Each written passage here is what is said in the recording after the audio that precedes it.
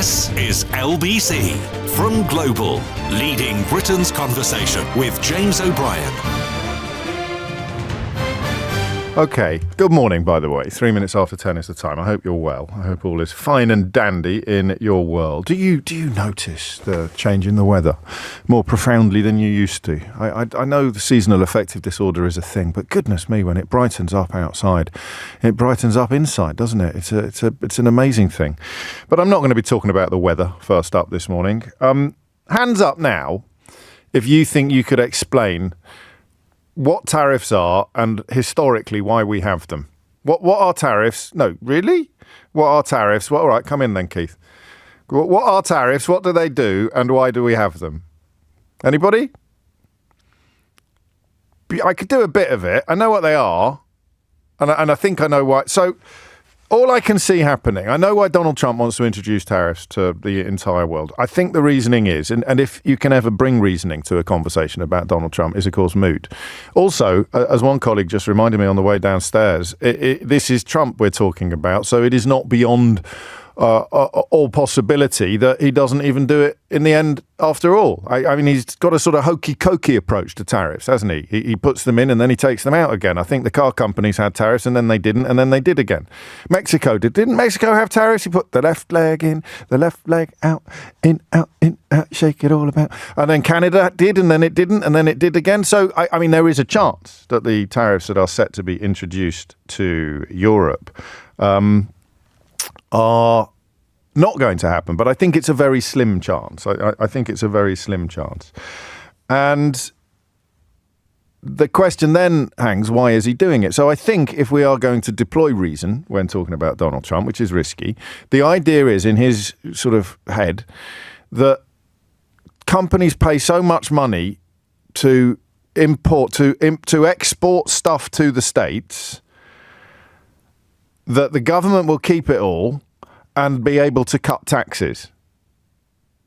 Is that not it? I think that is it. That's what he said. I mean, I've heard him say that. So the companies will pay so much money to export cars and everything else into the United States, 25% on everything, that they will raise so much money that they will then be able to cut taxes for the electorate. So it becomes a politically popular position until you ask yourself, how will the companies paying tariffs get the money back that they are being required to pay to the government? To which the answer will be, in large part, from their customers. So the price of everything will go up, perhaps not by 25%, because they will take a hit on their profit margin.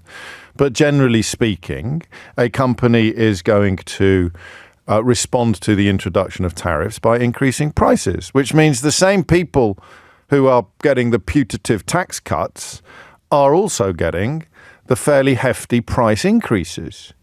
So unless you're incredibly rich, whereby the tax cut is going to involve a heck of a lot more moolah, to use a technical term, than the price increases are going to get, this will not be good news. And I think you probably have to be very rich. You know, most people in this country, for example, take more out of the state than they put in.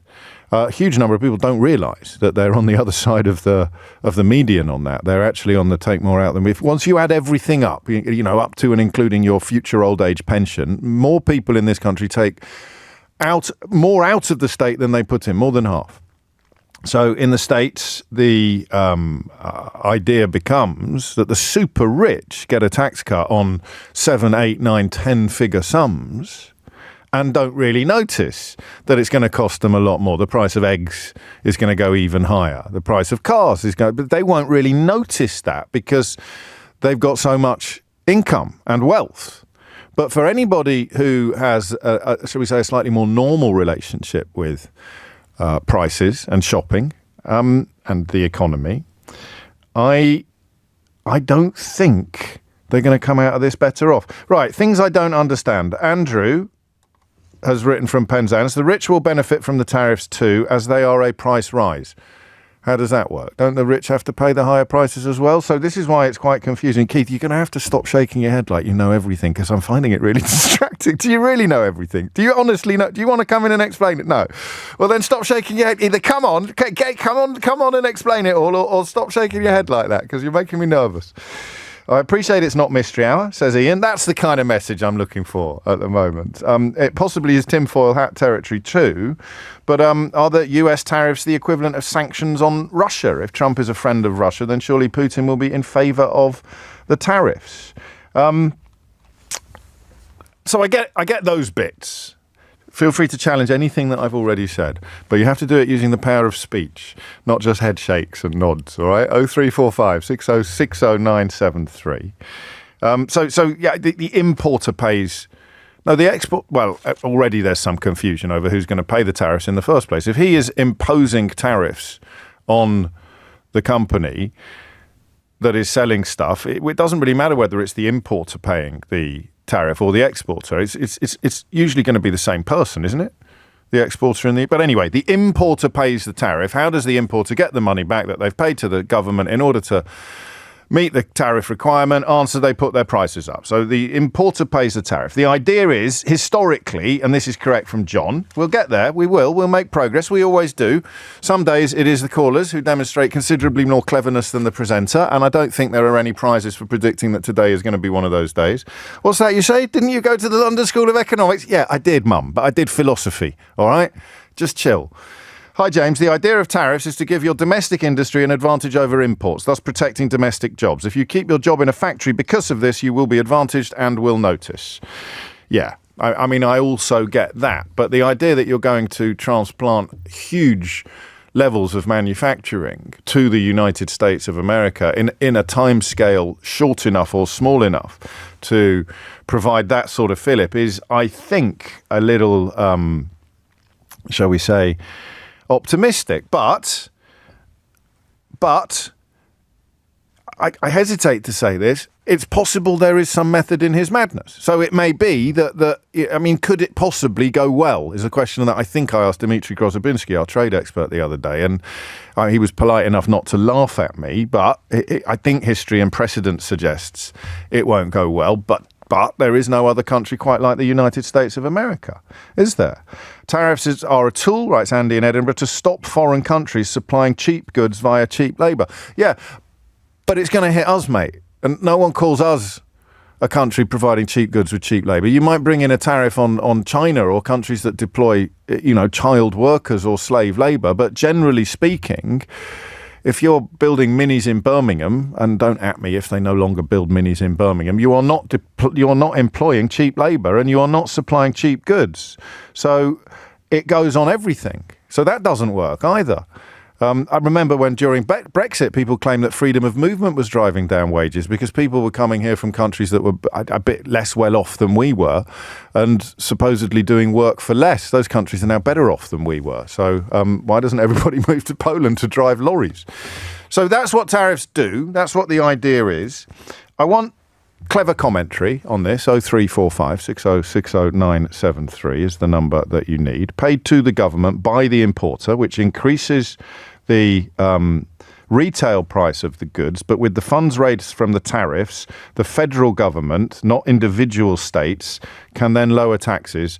I would add, and in fact Simon adds in his very neatly explained message, I would add, for the rich. This is about lowering taxes for the already very rich. So that's question number one. Is it? Is that what it is? Is it as simple as I've just made it sound? If I haven't made it sound simple, let me do it again using Simon in North London. Tariffs are paid to the government by the importer, which adds to the retail price of the goods. With the funds raised from the tariffs going into the federal government's pot, not the individual states' pots, Trump can use this funding bonanza to lower taxes for the rich. So there it is. Everybody who goes shopping is essentially paying money to the people who are already the richest in the United States of America. Correct or incorrect? 0345 6060973. And then you come to you, or rather I come to you, we come to you. When we started discussing the reality of Brexit, which even for a programme that got every single thing right with regard to the ludicrous decision to leave the European Union, moved rapidly from the arena of prediction into the arena of reporting, which is why people like Jacob Rees-Mogg have subsequently gone so silent, although Farage is still out there wanging away. The discovery was eased enormously by two callers, actually. Well, three in a way, if you include Kieran the van driver, because he told us exactly what was going to happen with regard to importing and exporting to and from the United Kingdom and the European Union after we ceased to be members of the single market. But the specific experiences of a cheesemonger,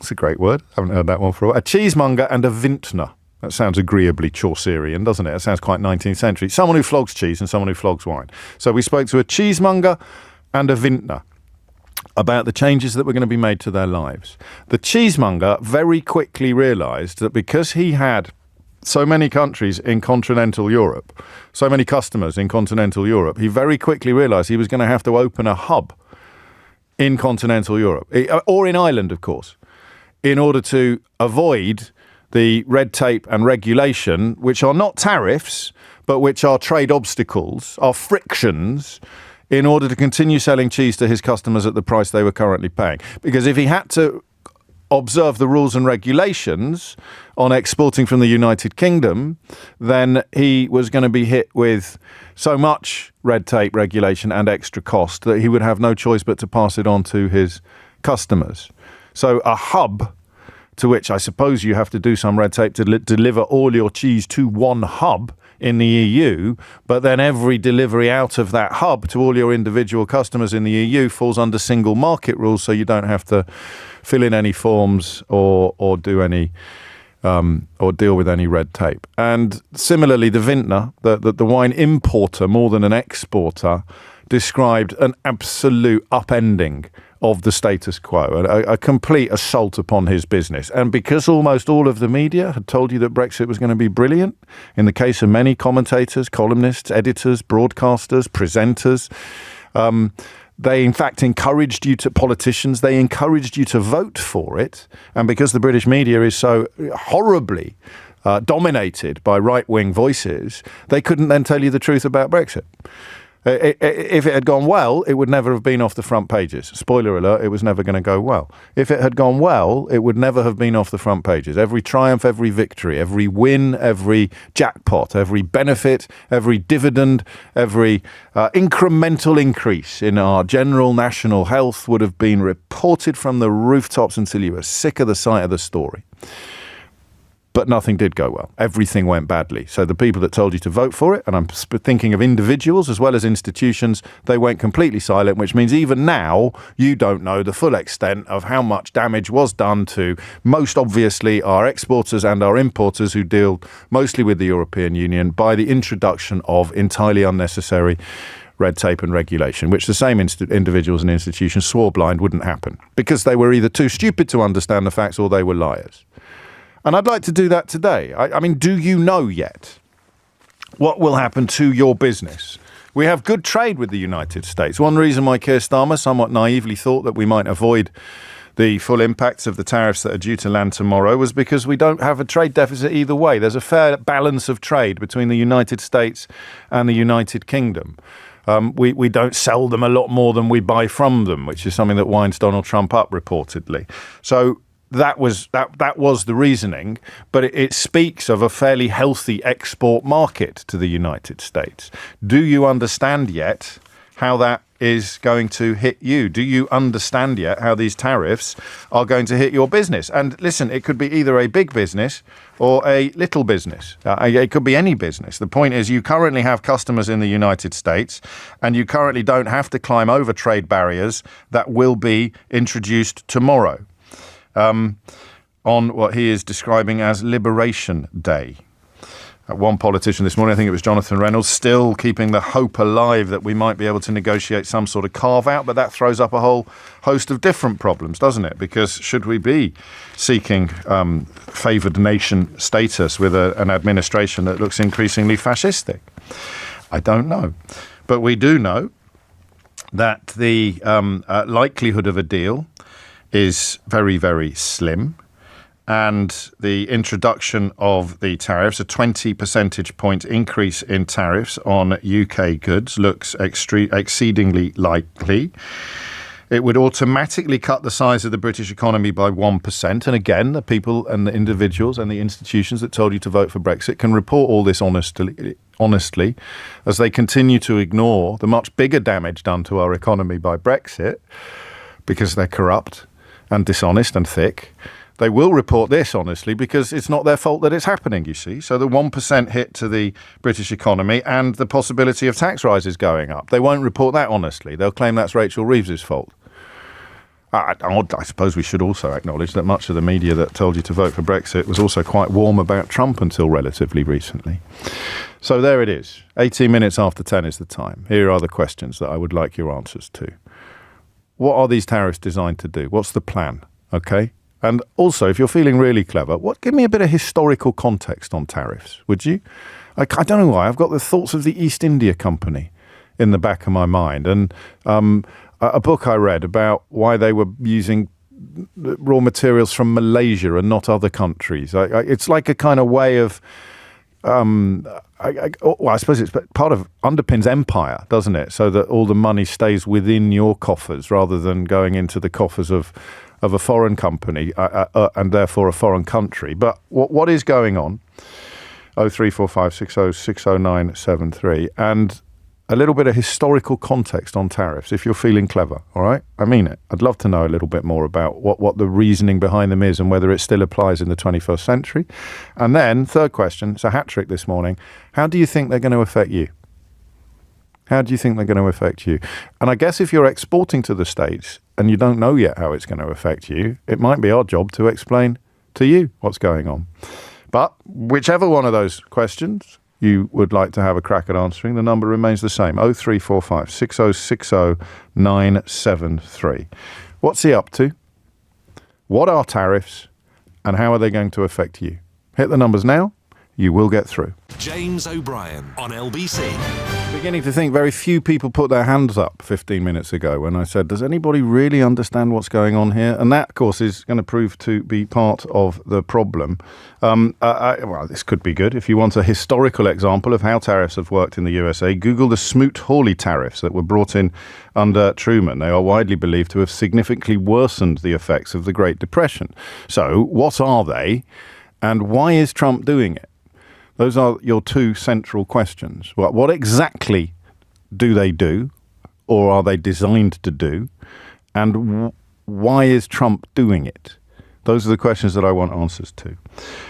Roland is in Chelsea. Roland, what can you tell us? Well, tariffs really are a defense mechanism against trade.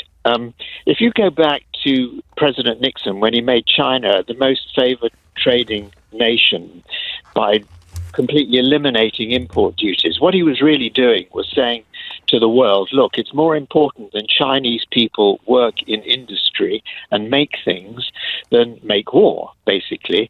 And China has lived in that beneficial arena now for many, many years. And the World Trade Organization allows them to remain in that development country status.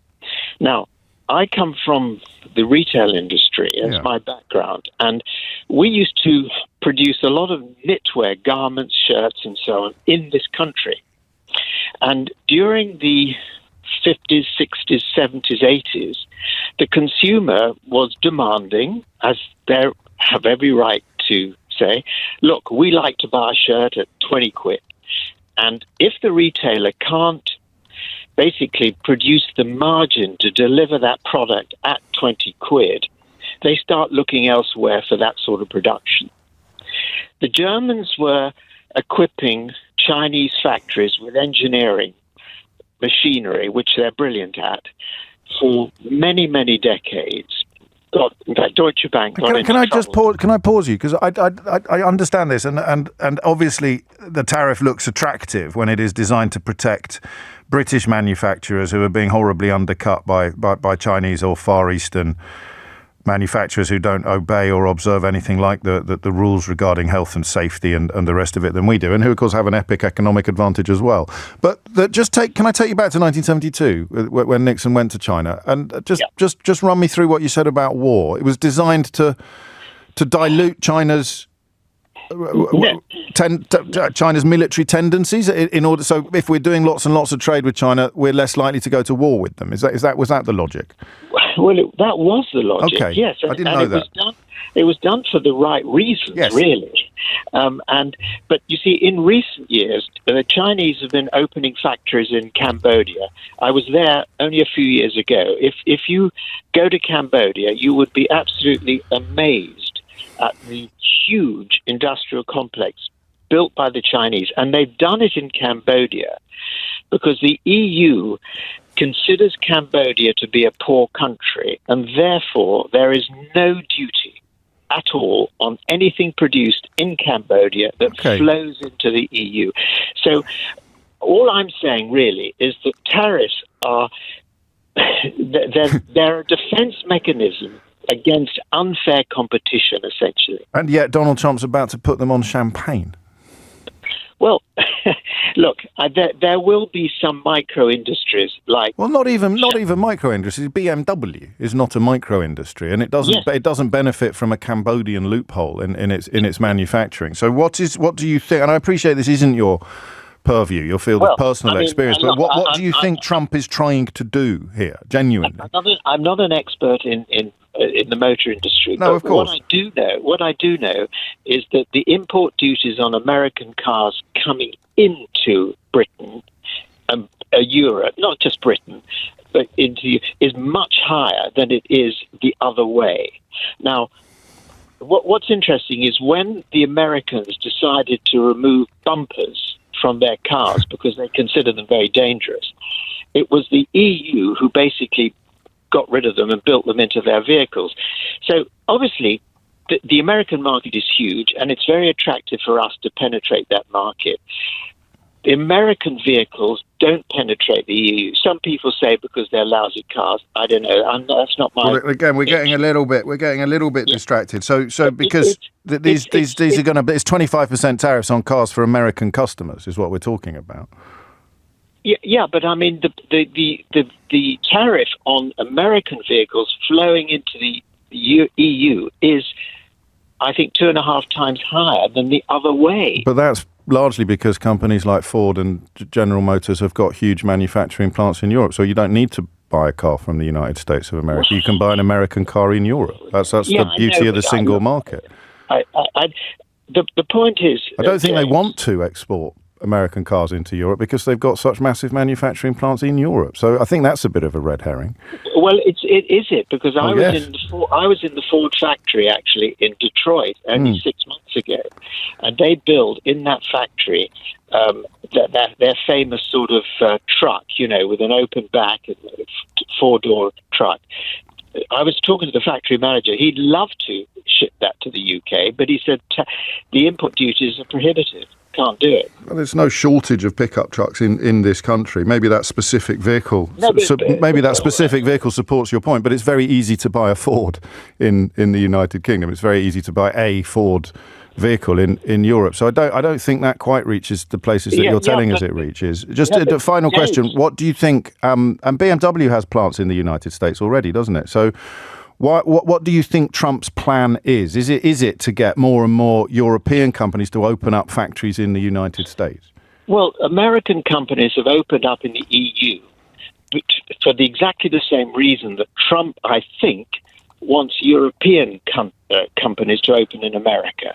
Look, it's all about, you've got to go right back to the consumer, James. You want to walk into a shop and buy a shirt in a famous British company, you look at the label and see where it's made. And so you, the consumer, say, I'm not going to spend more than 30 quid on a shirt. Damn it. Yeah, no, I think respectfully, I think you're merging quite a lot of different themes, and I'm grateful for your insights into clothing manufacture in the Middle East. But much of what you said about cars is just wrong. And the question of why Donald Trump... Well, I'll read some messages. I don't want to be rude to anybody. This bloke is talking utter tosh. It's not a red herring, James. It's a red Hyundai. This man has no idea what he's talking about. What a waste of a call. No offence, Roland. I just want to point out how difficult it is, how easy it is to sound very confident when discussing these matters, but how difficult it is to actually dot all of the I's and cross all of the T's. So the questions remain. What are these tariffs designed to do? What is that? We got a little bit of insight into the historical context, the historical rationale for tariffs. And crucially, I think, how are they going to affect you? Because if, to use Roland's example, you are currently exporting shirts into the United States of America, wherever they come from, however they come into the United Kingdom, you put a label on them, import them into the United States of America, the person importing them is going to have to pay 25% on the nose, regardless of everything, regardless of anything. That is it now. That shirt's £100, you owe me £25. That shirt's $100, you owe me $25. What's that going to do, apart from push up the prices of almost everything in the United States that wasn't made in the United States, or made using things that weren't made in the United States? Because these tariffs, I think, will hit parts as well. I don't know how easy it is to build a lot of the stuff that they build there without some of the stuff that comes in from overseas. But what is it designed to do? Thomas Watts has your headlines. James O'Brien on LBC. 10:33 is the time. I'm always conscious of sounding ungrateful, so let's just clarify a couple of things. The Ford F-150 pickup that your caller is referring to doesn't sell here because it's just too big. It drinks fuel at a ridiculous rate, its build quality is awful, and it doesn't have to meet the same safety standards of cars in the US because it's a pickup. We have access to significantly better pickups that are much more efficient and actually fit on the roads of Europe. A lot of you are picking up on this. American cars don't fit UK roads, and their engines don't comply with low emission rules here. They're effectively unusable in most countries outside of the USA. That's from Rick. Robert writes, I'd hate an American vehicle with a big engine. It would cost me too much in fuel. We're a completely different market, and on it goes. Also, I think that the Champagne Grand Marque business at the moment is worth about 3 billion euros, of which exports account for about 60%. So the search for someone who knows what they're talking about continues. What are tariffs? What role do they play historically? And what role is Donald Trump expecting them to play in the current market? Did you know, for example, that one of the fears we have here is that Britain will be flooded with cheap foreign goods that were originally intended for export to the US. So officials have already drawn up plans looking at key sectors. That could even include the car industry, although I don't think that counts as cheap foreign goods. Tariq is in Northampton. Tariq, what would you like to say? Well, I like to say, so a bit of background about who I am. So my parents are Pakistani. I'm an immigrant of a Pakistani family in England. I have a history of being in the motor trade, importing and exporting vehicles. Okay. For example, in Pakistan, they have a trade for importing vehicles of 110% fee on the vehicle. Now, that stops cars going into that country. Unless you're very rich, I suppose, and you really want to have a European mark. Yeah, well, but at the same time, if you're in Pakistan, you'd be well aware that there's a large amount of Toyotas and other Japanese and a few Chinese vehicles there that are the same brand. You'll see a Toyota Corolla there. It'd be worth twice as much it would be new in the UK, and it would be a 10-year older version. Okay. But it'd be marketed as a 2025 plate. So the way they play in other countries and third world countries as well is it's contracts with local beneficial countries. And if you give an example for Morocco, keeping money in the family, as it were. So what do you think Trump is up to? Well, I mean, there's two requirements for what Trump needs to get done in the next 7 months, which is refinance that $7 trillion loan he has, and that's stock market volatility and this unemployment. Unemployment to mean increase with Elon Musk in charge of Doge, and you got Trump jumping around doing tariffs, which cause instability in the market that allows for the stock price to be dropping as it is now. Sooner or later, the Federal Reserve will have to start dropping rates after they finish doing the QT, and then all of a sudden you'll see interest rates hit 2%, 2.5%. They'll refinance the $7 trillion, and then all of a sudden Trump will be pro-business. But this sounds like a master plan. Well, it is. That's why you had meetings with people like Keir Starmer and everyone else who are all playing ball. I mean, you think, for example, a 30-day tariff that can get cancelled after 30 days is something that happens quite often. There's not been tariffs by first world countries in a very long time against friendly countries, neighbouring countries. All of a sudden, this is happening now. It's convenient timing because a lot of these countries have similar refinance plans. I'm understanding most of what you're saying, but you're talking very quickly. So the idea is that he creates chaos. Interest rates come down, and therefore the payments on the loans that America has are reduced. At the same time, they have the benefit of having... Is it a full moon? Is everyone bonkers at the moment? I know that. I mean, okay, so good luck with that. In the meantime, everyone in America that's buying anything that wasn't made in America is paying 20% more for it than they would have done otherwise.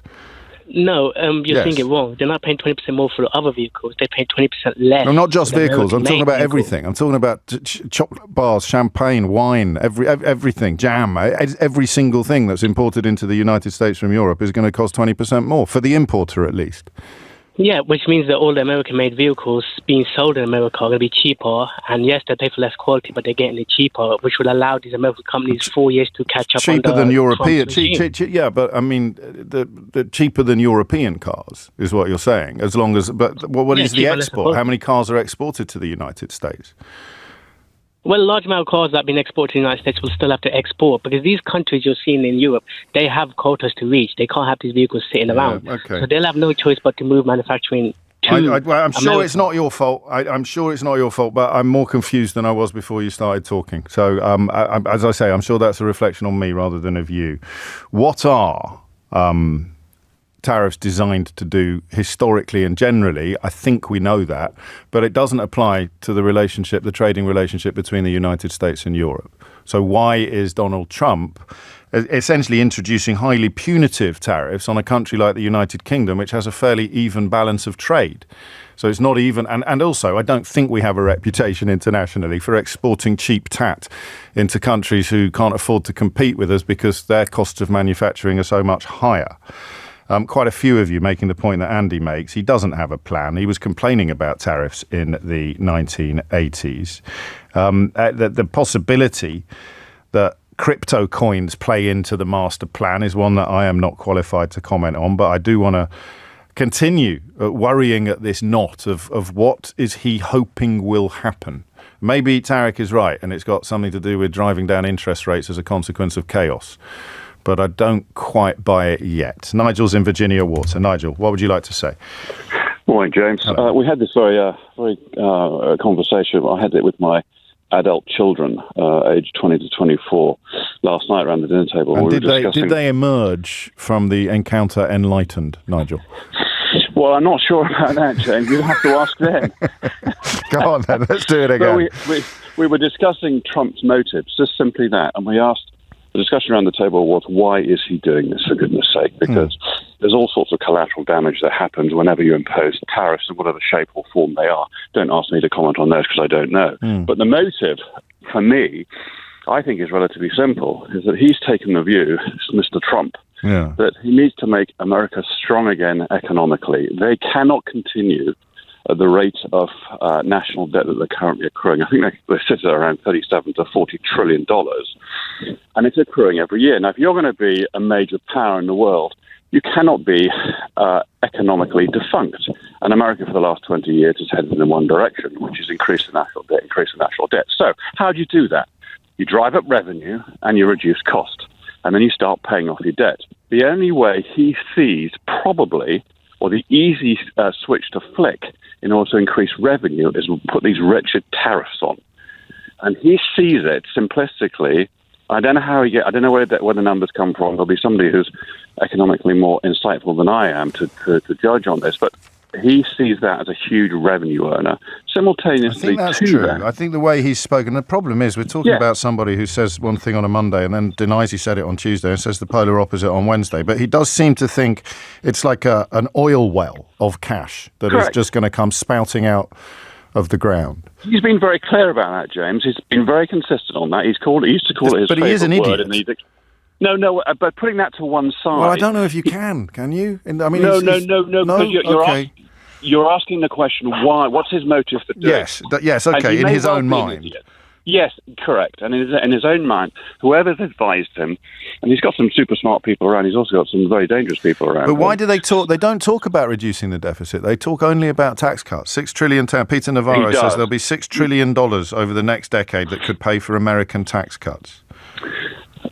But again, it's back. That's sort of like an irrelevance in my mind. Is it? Because US stocks are now on track for their worst quarter since 2022. So how can that be good for the US economy?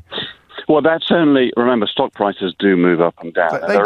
They do. But I mean, in terms of how the markets are responding to this, it's an event of potentially Liz Trussian proportions, and that didn't end well. It might well be, but it doesn't change I don't think his basic philosophy is, I've got to increase revenue and I've got to reduce cost, thereby I can start reducing the debt. I think that's where we depart. No, because it's not about reducing the debt. It's about reducing taxes for the richest people in the United States.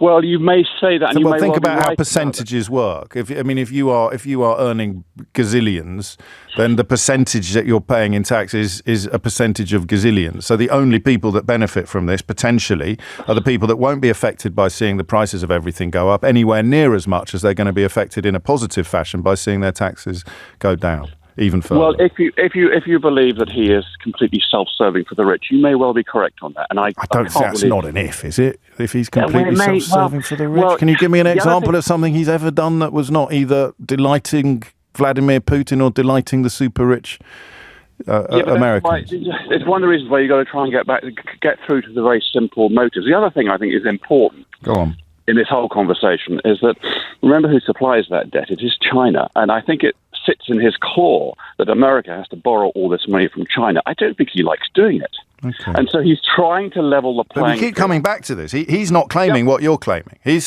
saying tax cuts. You're saying pay down the debt. So, I mean, if you're right, then you're not describing what he said. You're describing his secret reasoning, which is different from his public reasoning, which is, again, part of the problem of trying to analyse Donald flipping Trump. 10:44 is the time. I should probably be a bit less impatient with people, given that I've got no Scooby-Doo about any of this. But it turns out that quite a lot of people, not Nigel necessarily, but quite a lot of people who think they do, don't either. That's kind of the age that we're living in, really, isn't it? That's the spirit of the age. That's the zeitgeist. The more robustly you state your opinion, the more persuasive and confident you appear to be, and that's how things like Brexit happened. Because the people who spoke with the most confidence were the people who understood the least of the details. How will this impact us? Well, in short terms, you're looking at 0.6 to 1% damage to the UK economy. How is that good for Trump? It's still not entirely clear. 0345 6060 973 is the number you need. I think there might be something in the idea that chaos works for him and his closest allies, but doesn't actually deliver any benefits to anybody else in the United States. It's 10:45. James O'Brien on LBC. 10:47 is the time. He wants an isolated America, says Stephen, in the way that an abusive partner isolates you from your friends and family and support structures. Influence and information from outside are shut down to gain dominance. That's pretty grim, and it's fairly simple to understand, but I don't know if it fits entirely to the tariffs model. Michael, you're right. I have heard this before. He loves tariffs because the president has complete control over them. Doesn't need to go through Congress, etc. So it plays perfectly into his personality. Be nice to me or I'll hurt you. I think this is one of the reasons he loves tariffs so much. And quite a few of you picking up on that question about debt. Rich asking, when has he ever paid his debts? Quite a few people predicting a default on US debt, which would involve, I think, some European banks as well. And Helen is being very open-minded this morning, and she says, does giving tax breaks to the rich make the rich invest more in the USA, therefore making more jobs for the general public? Is that a possible explanation? I'm just genuinely wondering. I don't think so, but we will see. 10:49 is the time. James is on the Isle of Wight. James, what would you like to say? Well, I have to say, first of all, every single caller's got it pretty spot on. You want to know about the history. The history of tariffs basically comes back from the War of Independence. The way that the government could actually raise money after the War of Independence was to tax all imports. And that's how tariffs started. Yes. But these tariffs are slightly different. They're about trying to get rid of the IRS, trying to get rid of the states, saying, so tariffs coming in actually look after the federal government, which is what your first caller said. He's wanting to say, look, we'll take care of it. You won't have to pay for any of the federal government. So you just have to pay state tax. We'll take care of everything else. We'll get rid of your IRS, which means gives you more money, which looks after all of the red states. So it's about him looking after his voter base. It's about him creating jobs. It's about him. Well, hang on, basically sticking it to the rest of the world. I like that analysis, but there's a problem with it, isn't there? Because that's the polar opposite of increasing production in the United States. Because for this to work financially, then exports and imports have to continue at an incredibly high rate, with the importers just sucking up the 25% tariff and handing it to the government so that they can cut people's taxes. The only way they avoid the tariff is by transferring manufacturing, which is another very popular explanation as to why he's doing what he's doing. So there's no way on earth they can both be right. But you're forgetting one point. Go on.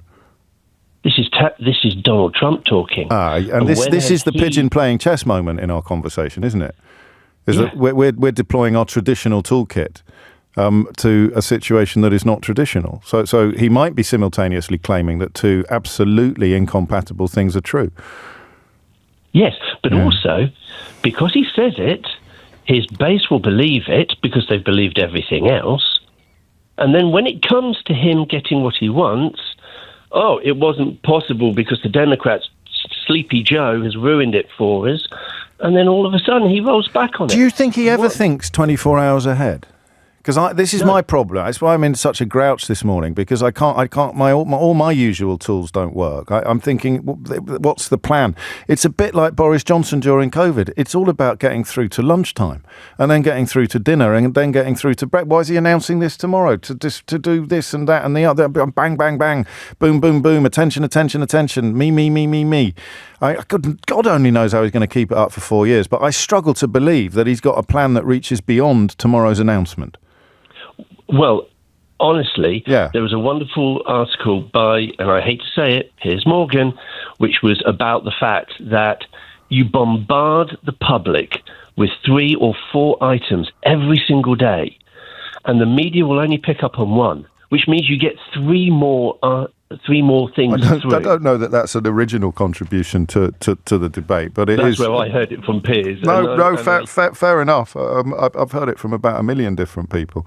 It's a sort of dead cat multiplier, isn't it, this idea? But the problem with that is it's generally used by people who are trying to detract attention from the really, really bad stuff that he's doing by saying idiotic things like don't worry about what he's doing, what he's saying, just focus on what he does. He's now seeking to deport people for having opinions while criticising freedom of speech in this country. I mean, there's some truth in it, I'm sure, but it's thin gruel when it comes to actually understanding the bigger picture. Thank you, James. Adrian's in Gloucester. Adrian, what's going on?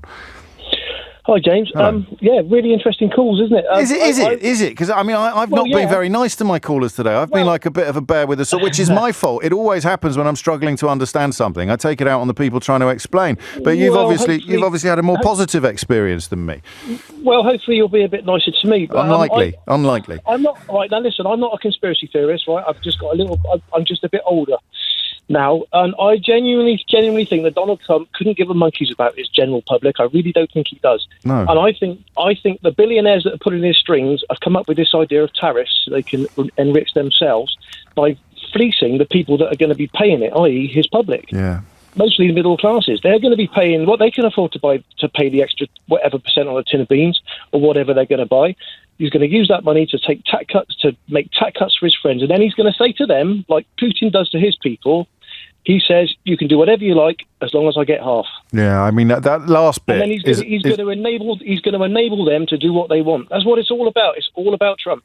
I'm sorry, I'm convinced of it. Because he doesn't. I mean, look what Dave. You don't have to apologise. I agree with you, actually, until the last bit. Because I don't know that the institutions or what's left of them in the United States would allow a sort of Putin-style blatant mafioso cash grab. I think it's going to be more about keeping him in power and supporting him and helping him through control of the media and shutting down dissent rather than actually signing over 50% of their profits. Yeah, okay. But the bottom line is it's about Trump. Simple as that. And his supporters. So you're quite close to Project 2025 with this reading, which is not a conspiracy theory, even though they denied it was the plan. It is actually the plan that's currently being enacted. And I mean, if you can bear it, go through Project 2025 and just tick off some of the things that they're doing.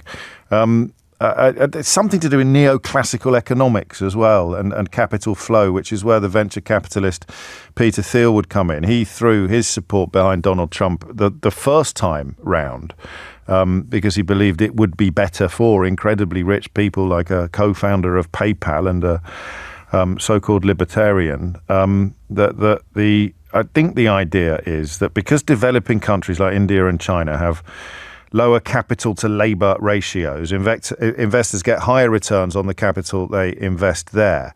If the capital is assumed to be mobile, then it should logically flow from richer to poorer nations. And the belief is that isn't what's been happening latterly, and therefore the model needs to be changed. Etty's in Kentish Town. Etty, what would you like to say?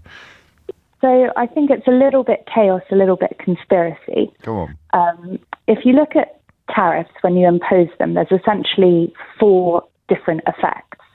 There's a negative effect to domestic consumers, yes, because they can't buy cheaper foreign imports. There's actually a small positive effect to domestic consumers because they're effectively able to buy cheaper domestically produced goods. So if you've got two competing products, and one is American, one is homegrown, and one is imported, it doesn't have to be cheaper to start with. It could be quite a high-end product, but it's got an American rival, and now the American rival benefits from that because there's a 20% tariff on the imported rival. No, the American consumer also slightly benefits. Sorry, that's what I mean, because they can buy the cheaper American version. Correct. Yes. There's also then a positive impact if you ignore the fact that you have to import stuff to produce stuff. Yes. Just look at it very basically. There's a positive impact to domestic producers, American producers. That is unequivocal. Yes. And there is a positive impact to the US government. So you have 4 effects, one small positive for the consumer, one small positive for the producer, one small positive for the government, one large negative for the consumer. And that's the thing that I think I'm struggling with. I think you've explained it best. And yet, how do you... I mean, and then we come back to the flipping pigeon playing chess, because I'm about to say, how on earth do you sell that to the American public? But he's already sold himself to the American public, and that's just as baffling a proposition for many people. How you sell it is the large negative effects to consumers is very much a second-order effect. And you can blame that on third parties, et cetera, whereas the government revenue, good for Trump, good for him, that's a direct positive effect, and the benefit to producers, is also a direct, measurable effect that happens very quickly. And if you were a car producer in America, producing electric cars, for example, that had fallen out of favour recently, you would see a benefit to that. Yes, except that all these explanations are contingent on consistency, aren't they? Because you don't raise any money at all if one of those benefits moves faster than the other. If, for example, American consumers start shopping close to exclusively with American-made goods, then you're not raising any tariffs at all on imported foreign goods. But that probably wouldn't happen. Stuff's sticky in the short term. Is it sticky at a 20% premium when you've got something viable and comparable that has not got a 20% premium on it? I suspect that rich American consumers will continue to buy Mercedes-Benzes because you don't have something viable and comparable. And the federal government gets a 20% boost, or 10, 15, 20%, however much of it they decide to pass on to the consumer every single time they buy a Mercedes-Benz. And Trump can say, look at what I've raised. The US producer can say, brilliant, more people are buying from me. That's good for Trump's direct supporters. And this is the point I think we miss, or I miss, you don't. I mean, it's bad for everybody else in the world. Yeah. But Trump doesn't care about, or rather Trump actually relishes that. That's the abandonment of Pax Americana, the paternalistic, historic role of the United States, whether it's militarily or economically, is that they act for the greater good. They act for the benefit of regions and people beyond the boundaries, beyond the borders of the United States of America. Etsy's analysis is my favourite so far, but it's incredibly bleak for everybody else. What about British politicians that have been cozying up to Donald Trump? Not in a hideous way like Nigel Farage, but in a supposedly pragmatic way like Keir Starmer. I mean, the evidence that he cares not a jot for anybody beyond his own orbit, whether his orbit is the Oval Office, his own head, or the whole of the United States of America, is incontrovertible now.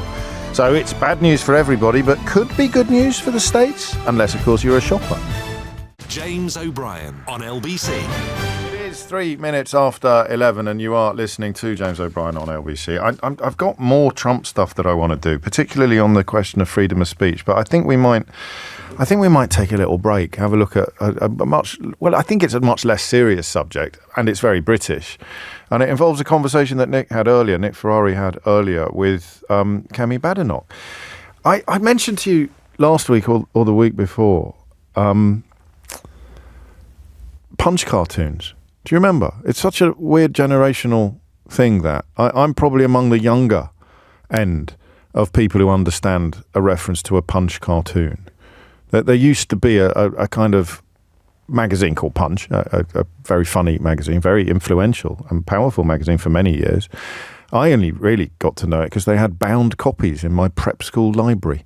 Crikey, if I was trying to set off a privilege alarm, I think it would have just absolutely broken the sound barrier, wouldn't it? But I used to love the cartoons. I used to love looking at the cartoons in Punch, and there was always a kind of attempt to sum up somebody contrarian or like the only man in the country who hadn't tried some new fad, or the only person on the bus, on the Clapham omnibus, who was unaware of something that everybody else was aware of. And I worried a little bit that I was a Punch cartoon because I got a little bit late to Adolescence. I didn't watch it until last weekend, not the one that's just gone, but the one before. And I was well aware of its impact and its influence. But because, I don't know, is it a weird self-defense thing? Is that I think I said to you, didn't I? Not last week, but the week before. I think I've got to be really careful not to be a contrarian on this. Now, because I haven't seen it, the temptation to become defensive and to say something silly like, oh, I think we're all over-egging the pudding a bit, or I think we're making too much fuss about it, is not actually a reflection of the public discourse. It's a reflection of your private defensiveness. So you say, oh, I haven't seen it yet. Why is everyone getting so worked up about a TV program? How can you possibly have an opinion about a TV program that you haven't seen? Right? And yet we live in a world where you're supposed to have an opinion about almost everything. But the idea that you could have got to today if you were in any way concerned with public conversation, if you were in any way invested in the national conversation, right, or public discourse, if you were in any way connected to it, invested in it, dependent upon it for your livelihood, like I am and like Nick is and Sheila, the idea that you would have swerved this programme is unthinkable. Keir Starmer, the actual Prime Minister, has written a piece for Metro this morning in which the opening line is inarguable. He says, there's a reason the entire nation is talking about adolescence. That's a figure of speech. Obviously, your Auntie Doris might not be. But in terms of the national conversation, if you made a list of top topics that the country has been talking about for the last 2 or 3 weeks now, 3 weeks, I think, Adolescence would have been very near the top of it. It's broken records. It's smashed all manner of previous targets. It is an extraordinary piece of filmmaking for 2 reasons. One is movie making, the actual artistry of how they filmed it and how they made it, which still takes my breath away. The fact that they did every episode in a single shot. There's a great thing on YouTube about the process in which they did. It's almost unimaginably difficult to do, but they nailed it. They smashed it.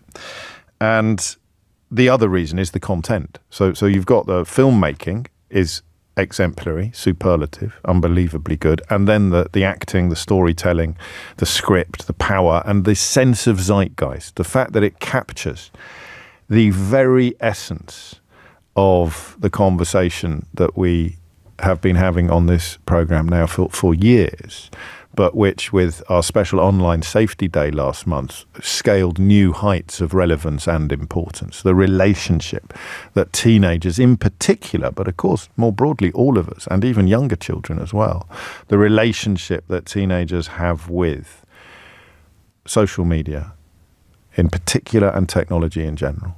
I mean, I think national catastrophe levels are being reached. And what this drama brought home, this work of fiction brought home, was the absolute urgency of the issue and the conversation. And the question of what on earth you can do. Remember that part of the... oh, Lordy, don't you hate it when that happens? So part of the reason why American politicians are talking all sorts of nonsense about free speech in this country is because they are absolutely terrified of expensive measures being brought in that would require them to stop our children being poisoned, radicalized, groomed and abused online. And who do you think has more of Donald Trump's ear at the moment, Elon Musk or Keir Starmer? They are and again, it's one of those age-old perennial questions that normal people struggle with. Why aren't the richest people in the world satisfied with their wealth? Why do they have to be richer? Why won't Mark Zuckerberg spend a tiny proportion of Facebook's profits on protecting children from being groomed, abused, radicalized, or hurt? Why won't they do this? Answer: because it costs money. I do think it is that simple. Why is Elon Musk so terrified of regulation on the kind of lies that can be told on Twitter? Lies that, of course, could lead to things like the Farage riots last summer. That's why they're talking about our freedom of speech in such an absolutely absurd and dishonest way, while simultaneously ripping up the First Amendment in the United States of America. Any attack on British freedom of speech is an attack upon proposals to stop social media companies from abusing, grooming, or allowing the abuse, the grooming, the radicalization, and the attacks upon our children and ourselves. But I think if you focus on the children, it becomes an even more emotive issue than it does if you focus on everybody. That's what it's... I'm going to say this again because I think it's going to be one of those things that becomes clearer and clearer and clearer as the months pass. Why are weird American politicians like Captain Eyeliner and political allies like Elon Musk, why are they talking absolute gibberish about free speech in this country? Aided and abetted, of course, by some useful idiots in this country.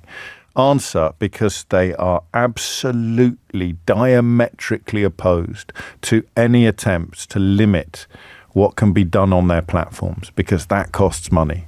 If you want to remove toxic content, if you want to remove criminals, liars, if you want to remove racist grifters, if you want to do all of that, and they make a lot of money, of course, particularly since Twitter was monetized, then you're going to cause a huge problem for the likes of Zuckerberg and Musk. So that I honestly think, I could be wrong, I honestly think that is the crux of this entire issue, this bizarre transatlantic dialogue. Do you know, I was tossing up at 11 o'clock between talking about this weird free speech issue. It's on the front of one newspaper today, the idea that they may not give us a free trade agreement because they're worried about our free speech, even as they're locking up students for having opinions on the other side of the Atlantic. And I didn't realise it's the same conversation, in a way. Because somehow the leader of the opposition has absented herself entirely from this discourse. So this is quite an old-fashioned radio phone-in for you. It's going to hinge upon a question of, does the thing I'm about to tell you, if you didn't know it already, matter? Does it matter, and why? Why does it matter? So Nick was interviewing Kemi Badenoch earlier, and he asked her, and I think from the perfectly reasonable presumption that she would have watched this drama. It's only 4 hours. Someone told me the other day that she spends all her time playing Candy Crush or some other similar internet, like highly addictive internet game. I have no idea whether it's true or not, but that's the beauty of gossip, isn't it? But anyway, she had better things to do for the last 3 weeks than spend 4 hours watching a programme that speaks to the very heart of a catastrophic social issue and has dominated the national conversation, to the point where even I yesterday rolled my eyes metaphorically when I came off air and one of the afternoon talk shows was still having conversations about it. And listen, I do this for a living, so for once I can tell you from a position of complete qualification. Do you know why they were still talking about it yesterday on one of the TV talk shows? Because people wanted to.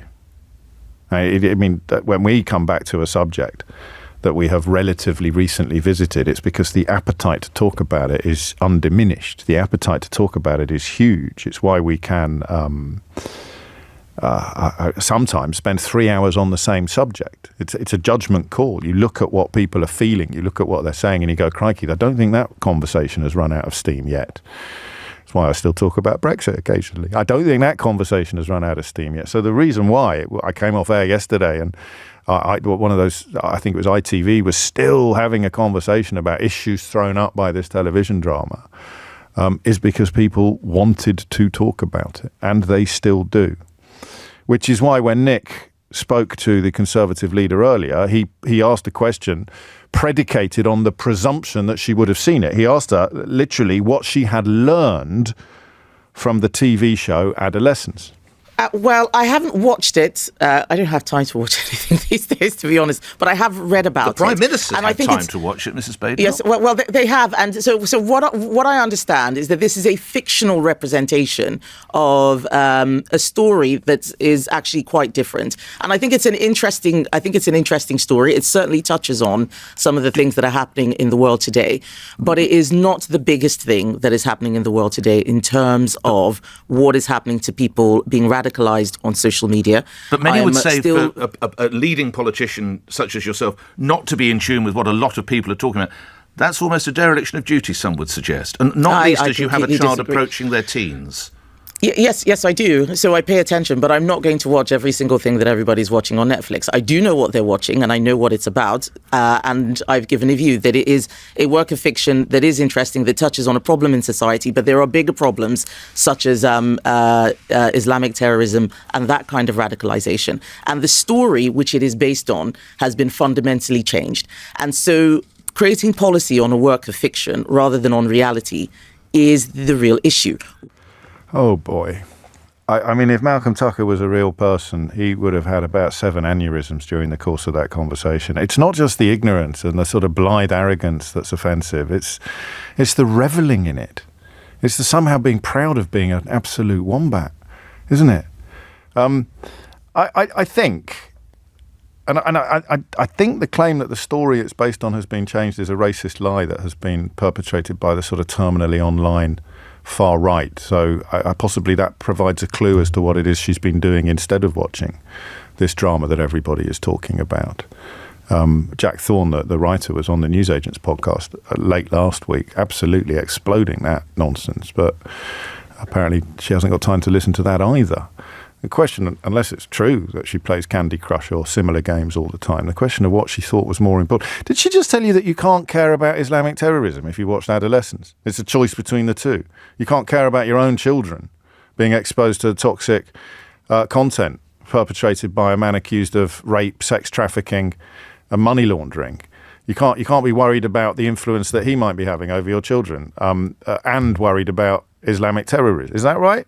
Most kids in this country probably not at risk of being radicalised by Islamist preachers. Most kids in this country already at risk of being radicalised by toxic misogynists. So, 16 minutes after 11 is the time. As the makers of the drama, as Netflix reveal that they are making it available to watch without any subscriptions or payments in schools up and down the country, such as the urgency felt by many people about the message that the film contains, as the actual Prime Minister writes that there's a reason the entire nation is talking about adolescence. He says it's captured something deeper in our national understanding. It shines a light on a problem that is too often swept under the carpet, and that problem is the devastating effect of misogyny on our society. So, we had an honest conversation upstairs as this interview unfolded, and we moved a bit. So one colleague started off saying, I know it shouldn't matter, but it does. And I said, no, but it should matter, because it's national discourse. It's a conversation about our children. It's a conversation about our country. It's a conversation of potentially enormous impact. And the fact that she hasn't even watched it, I think, is potentially huge. But on the other hand, it's a television programme. I was with Brian Conley yesterday. I nearly said it's a puppet. It's a puppet. It's a television programme. Is it just a television programme? Is anything just a television programme? Was Mr. Bates versus the Post Office just a television? It's just a television programme. Does anyone ever say it's just a play? Or it's just an opera? Or, it's just a great novel. It's just Tolstoy. It's only Dostoevsky. It's just a television programme. So, question I don't ask you very often, but which I want to ask you today.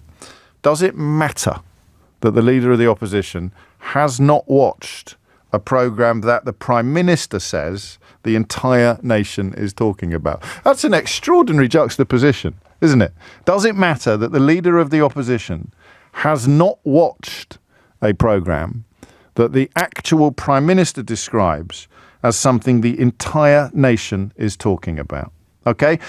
All welcome on this. I want to know. I want to know why it matters, or indeed, of course, why it doesn't. 0345 6060 973. Quite a few of you picking up on the very unsatisfactory inability to come up with something more important for 5 minutes before landing on Islamic terrorism. Which generally has a fairly fat streak of misogyny attached to it as well. But maybe that's a little bit too rich for Kemi Badenoch's blood. Does it matter? And if so, why? Hit the numbers now. You will get through. James O'Brien on LBC. It is 21 minutes after 11. I think Mick can go to the top of the class today. He says, well, that's me sorted, James. I've downloaded Candy Crush and cancelled Netflix. So now I'm free to focus on Islamic terrorism. Phew. That is, I think, a reasonable takeaway from an interview that Kemi Badenoch gave to this radio station earlier today, in which she responded to a question about what she'd learnt from this ubiquitous, zeitgeist-defining television drama, Adolescence, and responded by revealing not only that she hadn't seen it, but also that she had believed some misinformation perpetrated online about the programme's origins. I think it matters hugely, says Les. I'm of the opinion that this film is this political generation's Cathy Come Home.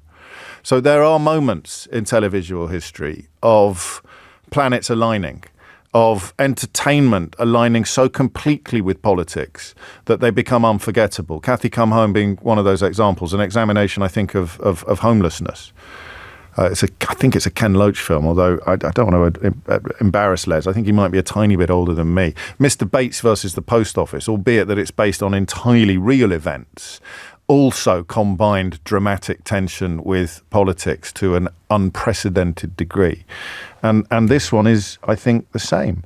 As Chris in Sidcup points out, she's basically just said that if there's something the whole country considers important, then she as Prime Minister would not listen to us. She has, hasn't she? Or is Chris exaggerating down in Sidcup? I don't think he is. She's basically said, I don't care if everybody thinks it's important. I'm Kemi Badenoch, and I'm busy playing Candy Crush.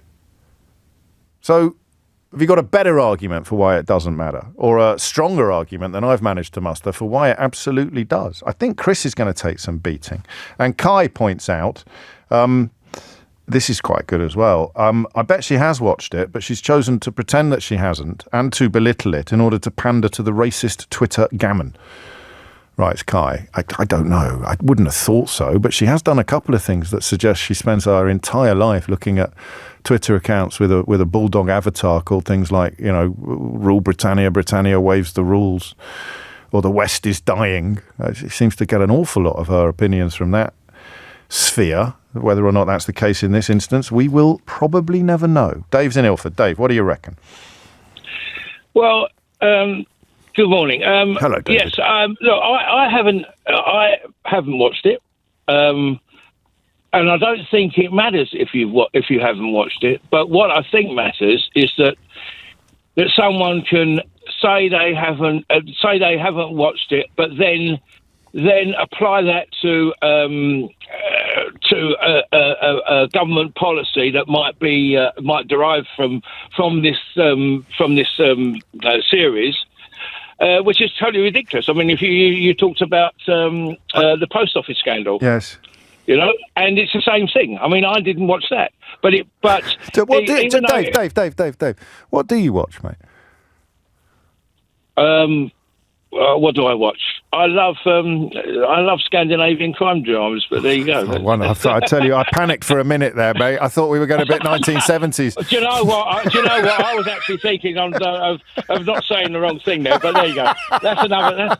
Maybe that's a story for another phone-in. But no, I mean, you like escapism, really, more than necessarily the stuff that immerses you in the horrors of modern life. No, I mean, I discussed that with my wife the other night. I said, look, we're going to watch this. She went, yeah, we will watch it, but we'll watch it when we want it.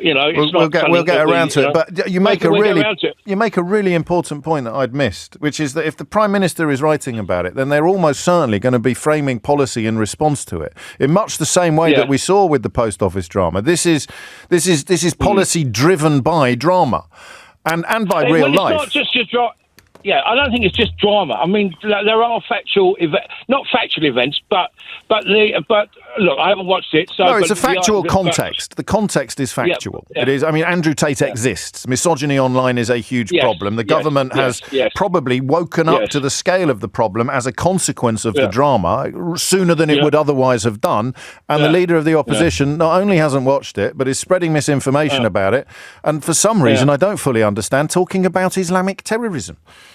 I don't know why she's doing that. I mean, it's just maybe because because she's got nothing else to talk about. But go on, but look. The thing is that this is a real problem that has emerged. It's very brave, I think, not only of Stephen to co-write it, but also for Netflix to put it on. Yes, you're right. I think that's a very brave decision. I mean, we criticise some of these platforms for what they do, but I think it's very brave. And he's written it. I mean, I don't know when it was written, but it's massively poignant to what the problems that are happening in our society at this precise moment. Not just in the UK.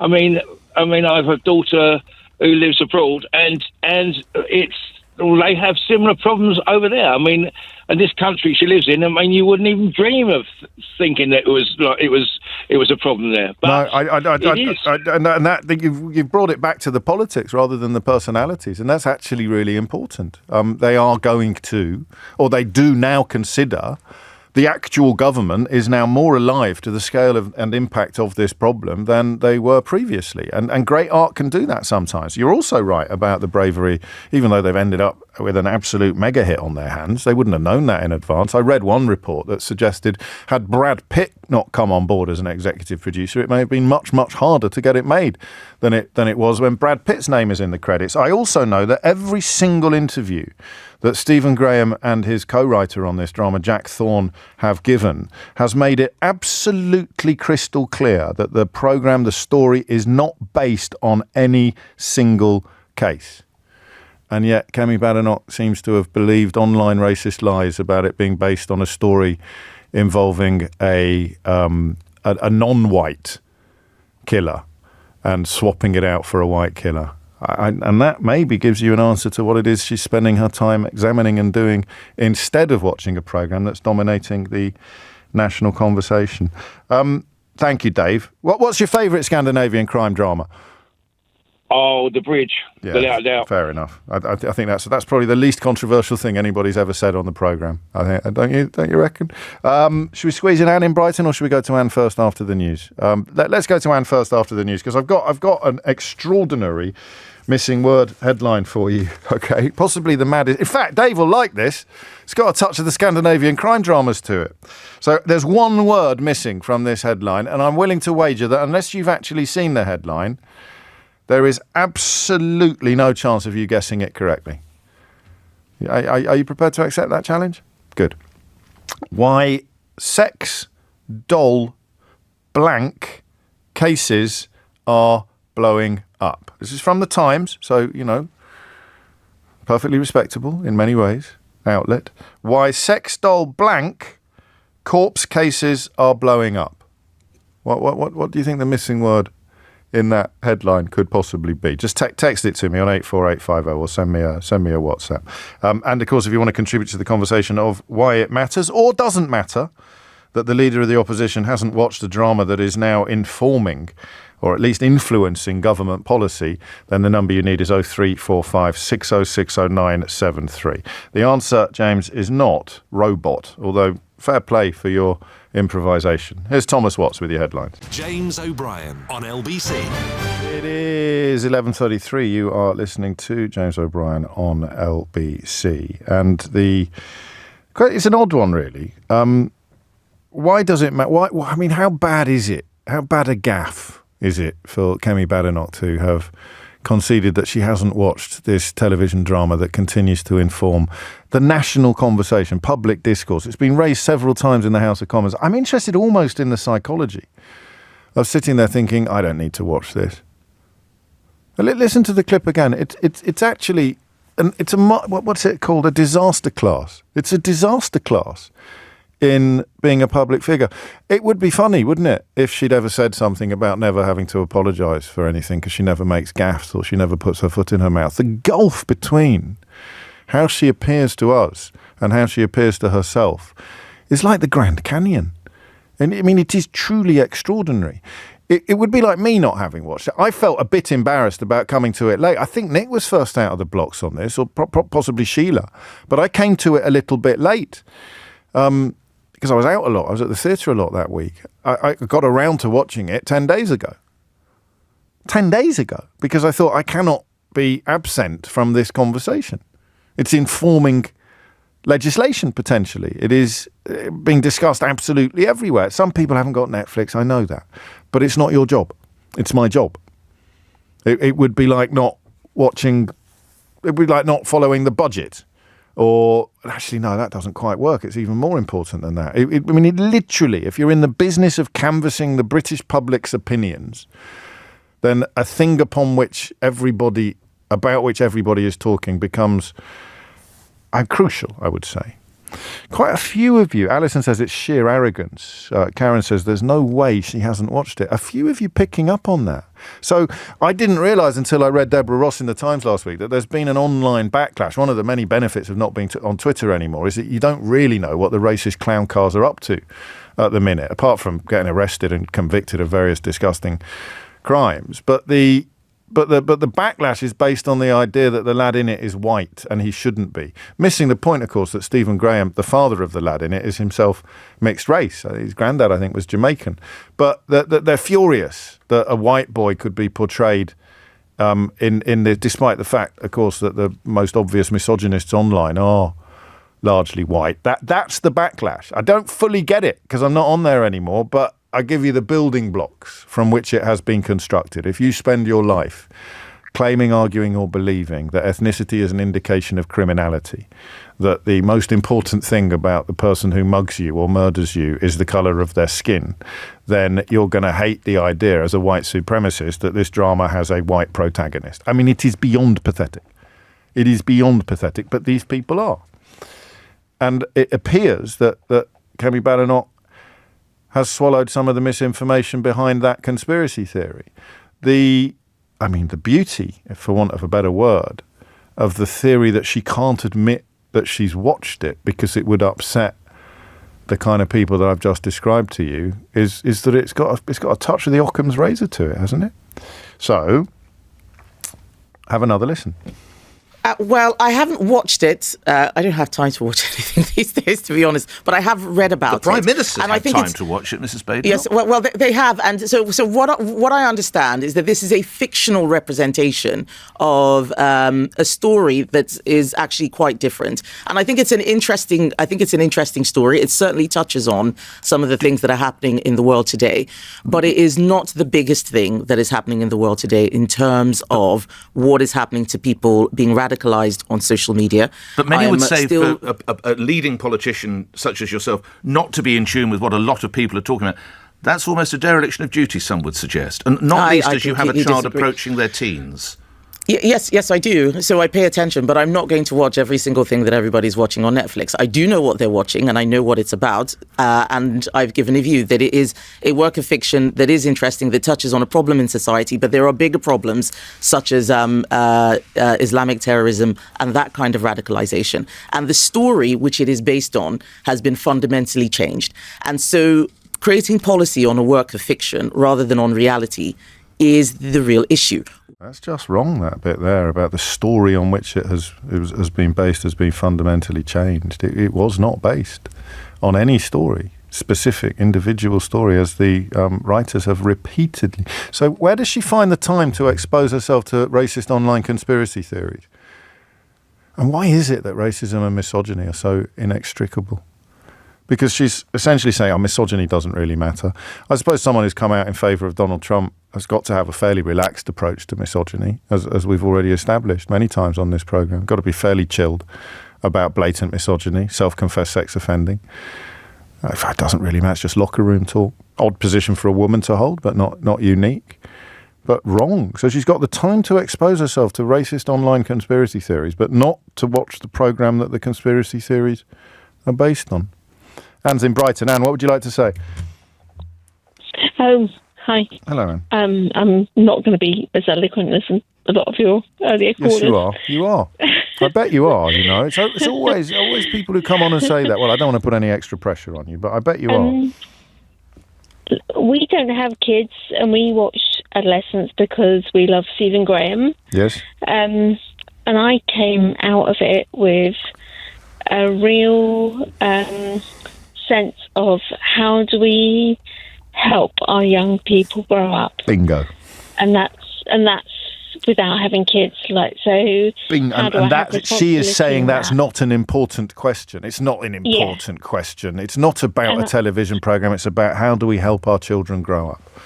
And I think when I listened to her earlier, that's what I took away, was just the arrogance, I don't have words for that swearing. Arrogant. Well, don't swear. That would get me into trouble, not you. But certainly we don't want you to cry. I'm with you. I don't believe she hasn't watched it, because who hasn't watched it? You know, we haven't watched it and we haven't got kids, and we're not invested. Well, Dave hadn't watched it. He prefers Scandinavian crime drama, but he knows he's going to get around to it at some point.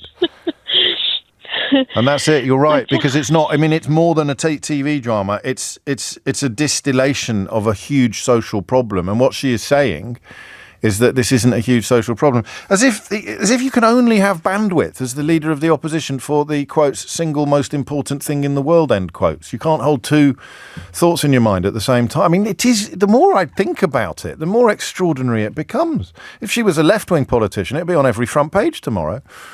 Of course it would. And it's that thing about, you know, kids these days, you know, they have the world in their hands. So how do we control that? Yeah, and how can that not be an important question? I mean, you know, and the idea that it's an either or.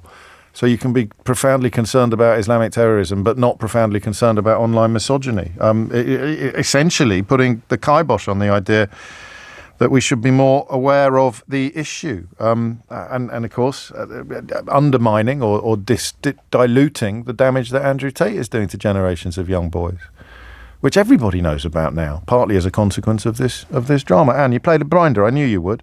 Michael's in Rossington. Michael, what would you like to say? I'd say that the issue of Kemi Badenoch not listening to not watching the programme is a bit of a dereliction.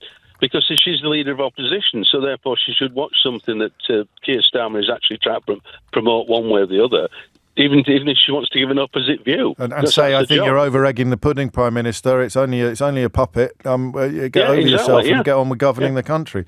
Yeah, you're right. So what, I mean, I'd love to know what her advisors thought this morning when that exchange unfolded. I'm told they're pretty frustrated already at the frequency with which Foot engages with mouth, but she could have, if she genuinely hasn't seen it, she could easily have pretended that she had. She must have seen some clips. It's been on the news. Does she not watch the news? I mean, what does she do all day? Well, obviously that's the issue. Is what she whatever she takes the interest that she's focused on. I'd just like to point out something else that you were talking about the media moguls and the social media moguls in Trump's back. I'd like to separate people like what's his name, Zuckerberg from Musk. Musk has bought. Twitter, mainly just so he can promote his ideas. I think Zuckerberg's just there to make money, and by going along with the Trump politics of there's a distinction there, but it was a more powerful distinction before Trump returned to the White House and Zuckerberg abandoned all of the things that he'd been doing, we presumed on principle. But yeah, he's just happy to make money. Musk is in the business of brainwashing. And just as what's his name, Rupert Murdoch said, it's not about blue or red, it's about green. He did say that. Well, yeah. I think he was asked that by a lawyer in the voting machines case and replied yes. So yeah, you're right. It is about green. Whereas Musk is a different creature. Whether it matters in the great scheme of things, the motivation for contributing to a fascistic project, surely it's the size of the contribution that is most important. But you're right, there is a distinction between those two motivations. Thank you, Michael. We stay in Yorkshire, although we move westwards to Huddersfield, where Anne is. Anne, what would you like to say? Hello. Hello, Anne. Nice to talk to you, dear. Likewise.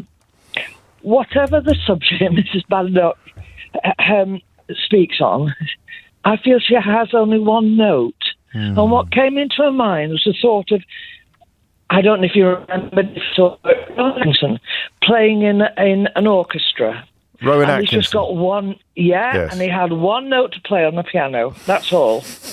And he got distracted, everything happening. But whatever, all that was happening, she keeps coming back to that one note to play. Yes, and she doesn't play it in the right place? No, not even in the right place. Why does this matter, Anne? Why this specific? I mean, it's not. I don't care whether she's watched pretty much any other programme in the last 12 months. So why does it matter that she hasn't watched this one? Because this is fundamental to what's happening in the world. I've taught in schools. I've taught in special schools. Right. I've known children that have gone, and it's so important. It's got to be tackled. It's got to be tackled. Something really fundamental is happening with our young people, and if we don't do it, who the hell will? Gosh, that's I mean, wow. Coming from your perspective as a teacher, it should just be shaming, really, for any senior politician, let alone the leader of the opposition, because she sounded like she didn't care about the issue. She said, in fact, it's not the most important thing in the world. This is the online grooming by misogynists of young boys, and she doesn't care about that issue.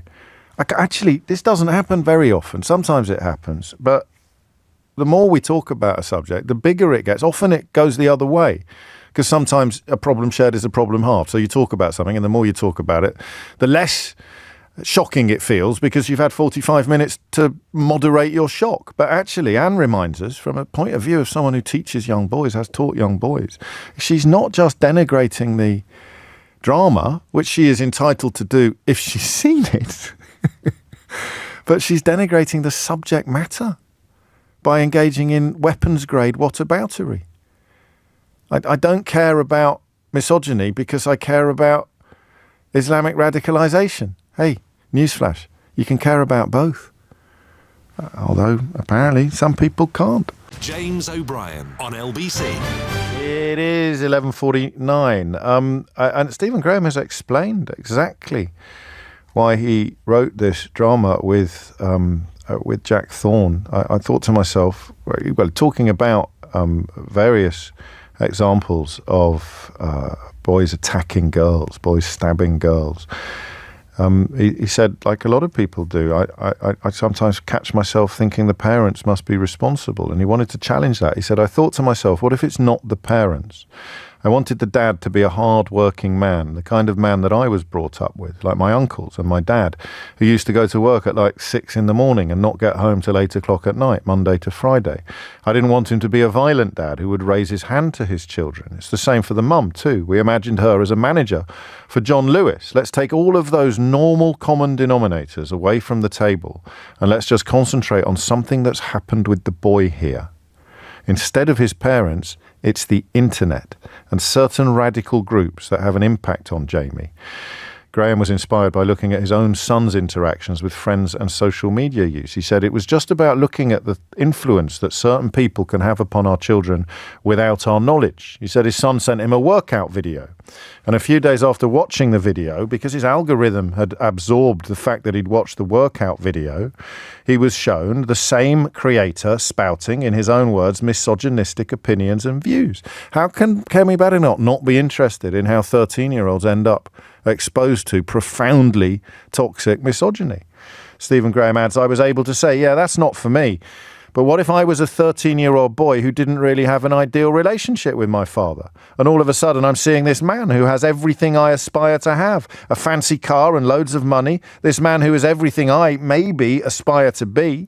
If you're influencing the youth with your own views and opinions, then surely you know that we need to be mindful of what's being said. Nope, not if you're Kemi Badenoch. It's not the most important thing in the world. And also, what about that over there? That and why should I? And I'm too busy swallowing online racist conspiracy theories to actually watch the programme that the conspiracy theories are based on. But thank goodness she never makes gaffes. Farah is in Southfields. Farah, what would you like to say? Hi. I mean, Hello. I just find her just such a shocking and ridiculous figure. I mean, But she's quite so good for... she's quite good for our general... comedy. Yes, exactly. She's good, Yes. good entertainment, but Yeah. I don't think that's the point of her. I mean, she's got 2 girls and a boy. I see. And she's just so out of touch, and it just reinforces how out of touch, conservatives are. I mean, if you're a parent, you're really worried about social media. And she's only got one, route that she's always going to go on. Do you think that they're all wondering what Musk is going to do next time we have a general election? Or is that too clever? So, the idea that the Musk endorsement is going to be worth a fortune. So this is a very unregulated social media drama, isn't it? And so any criticism could be construed as a criticism of unregulated social media. Or am I reading too much into it? I think you've made a really good point. Really? First time for everything, Farrell. Yes, you have, as you always do, as you have done this morning. I've been listening, carefully. Yes, that's a really important part because, Donald Trump and Musk are absolutely, livid about the fact that we are bringing in these new policies and regulation and accountability for social media companies. But honestly, I don't think it's going to do anything. I think they'll just ignore it. But is it a vote winner and influence? And yes, of course it is. Yeah. And they are genuinely trying to address the problem. I mean, that the way Stephen Graham, in that Rolling Stone interview I just quoted from, talks about why it matters so much to him. And he made it. And she says it doesn't matter that much. It's more about... It's quite bizarre, actually, that her comments about it, her denigration of it, seems more significant than the fact that she claims she hasn't watched it. I wonder if she had watched it, whether she would have been able to say those tin-eared and relatively stupid things about it. If she'd watched it, maybe she'd feel the urgency in the same way that everybody who has watched it does. Some of us needed help to realise how big this issue has become. Some of us didn't. But to not watch it and then claim it's not that big a deal is almost like having... What's the opposite of having your cake and eating it? What's the opposite of the worst of all possible worlds? So she's stupid enough to say, I'm too arrogant to watch this thing that everybody else has watched. But also, I don't think it's a very big deal, actually, because reasons. Anyway, back to Candy Crush. Thank you, Farah. Dean's in Newcastle. Dean, what do you reckon? James, you just said it, arrogance, but you know what it is, James? I just think it's just something as simple as her ego. I just think her ego can't handle it. Her ego is just too big to accept that. Regardless of the entire, or almost the entire nation have watched this show and the importance of it. 20-odd million people. I mean, these are EastEnders Christmas special type numbers. This has not come from Kemi herself. So it's just too much for her to accept that, oh, dear, I've not created this, or it's not come from my side. So, no, I mean, and I do believe that she's watched it. Like, you know, just like come on, let's not do the tinfoil hats. I don't think she's watched it. What does she gain? But I mean, no, I think she should have lied in order to avoid the embarrassment and just said, yes, it's very powerful, very important. I thought episode 3 was brilliant. If I was to write a bluffer's guide, Dean, and I hadn't actually seen it, I'd say, well, Stephen Graham is magnificent in everything he does. Throw them a little bit of a dead cat. So, did you see his Al Capone? Did you see his Al Capone in Boardwalk Empire? The man's a thespian genius. And episode 3 was just extraordinary. Apparently, they filmed it. They did 17 takes before deciding to go with take 4. I could do it if I hadn't seen it, but she couldn't. I don't know if I'm endorsing the idea of politicians lying to the public, but it would probably have been the safer course on this occasion. I mean, it's just sad, isn't it? I mean, we all know the importance of the show. I mean, the message that we're sending out.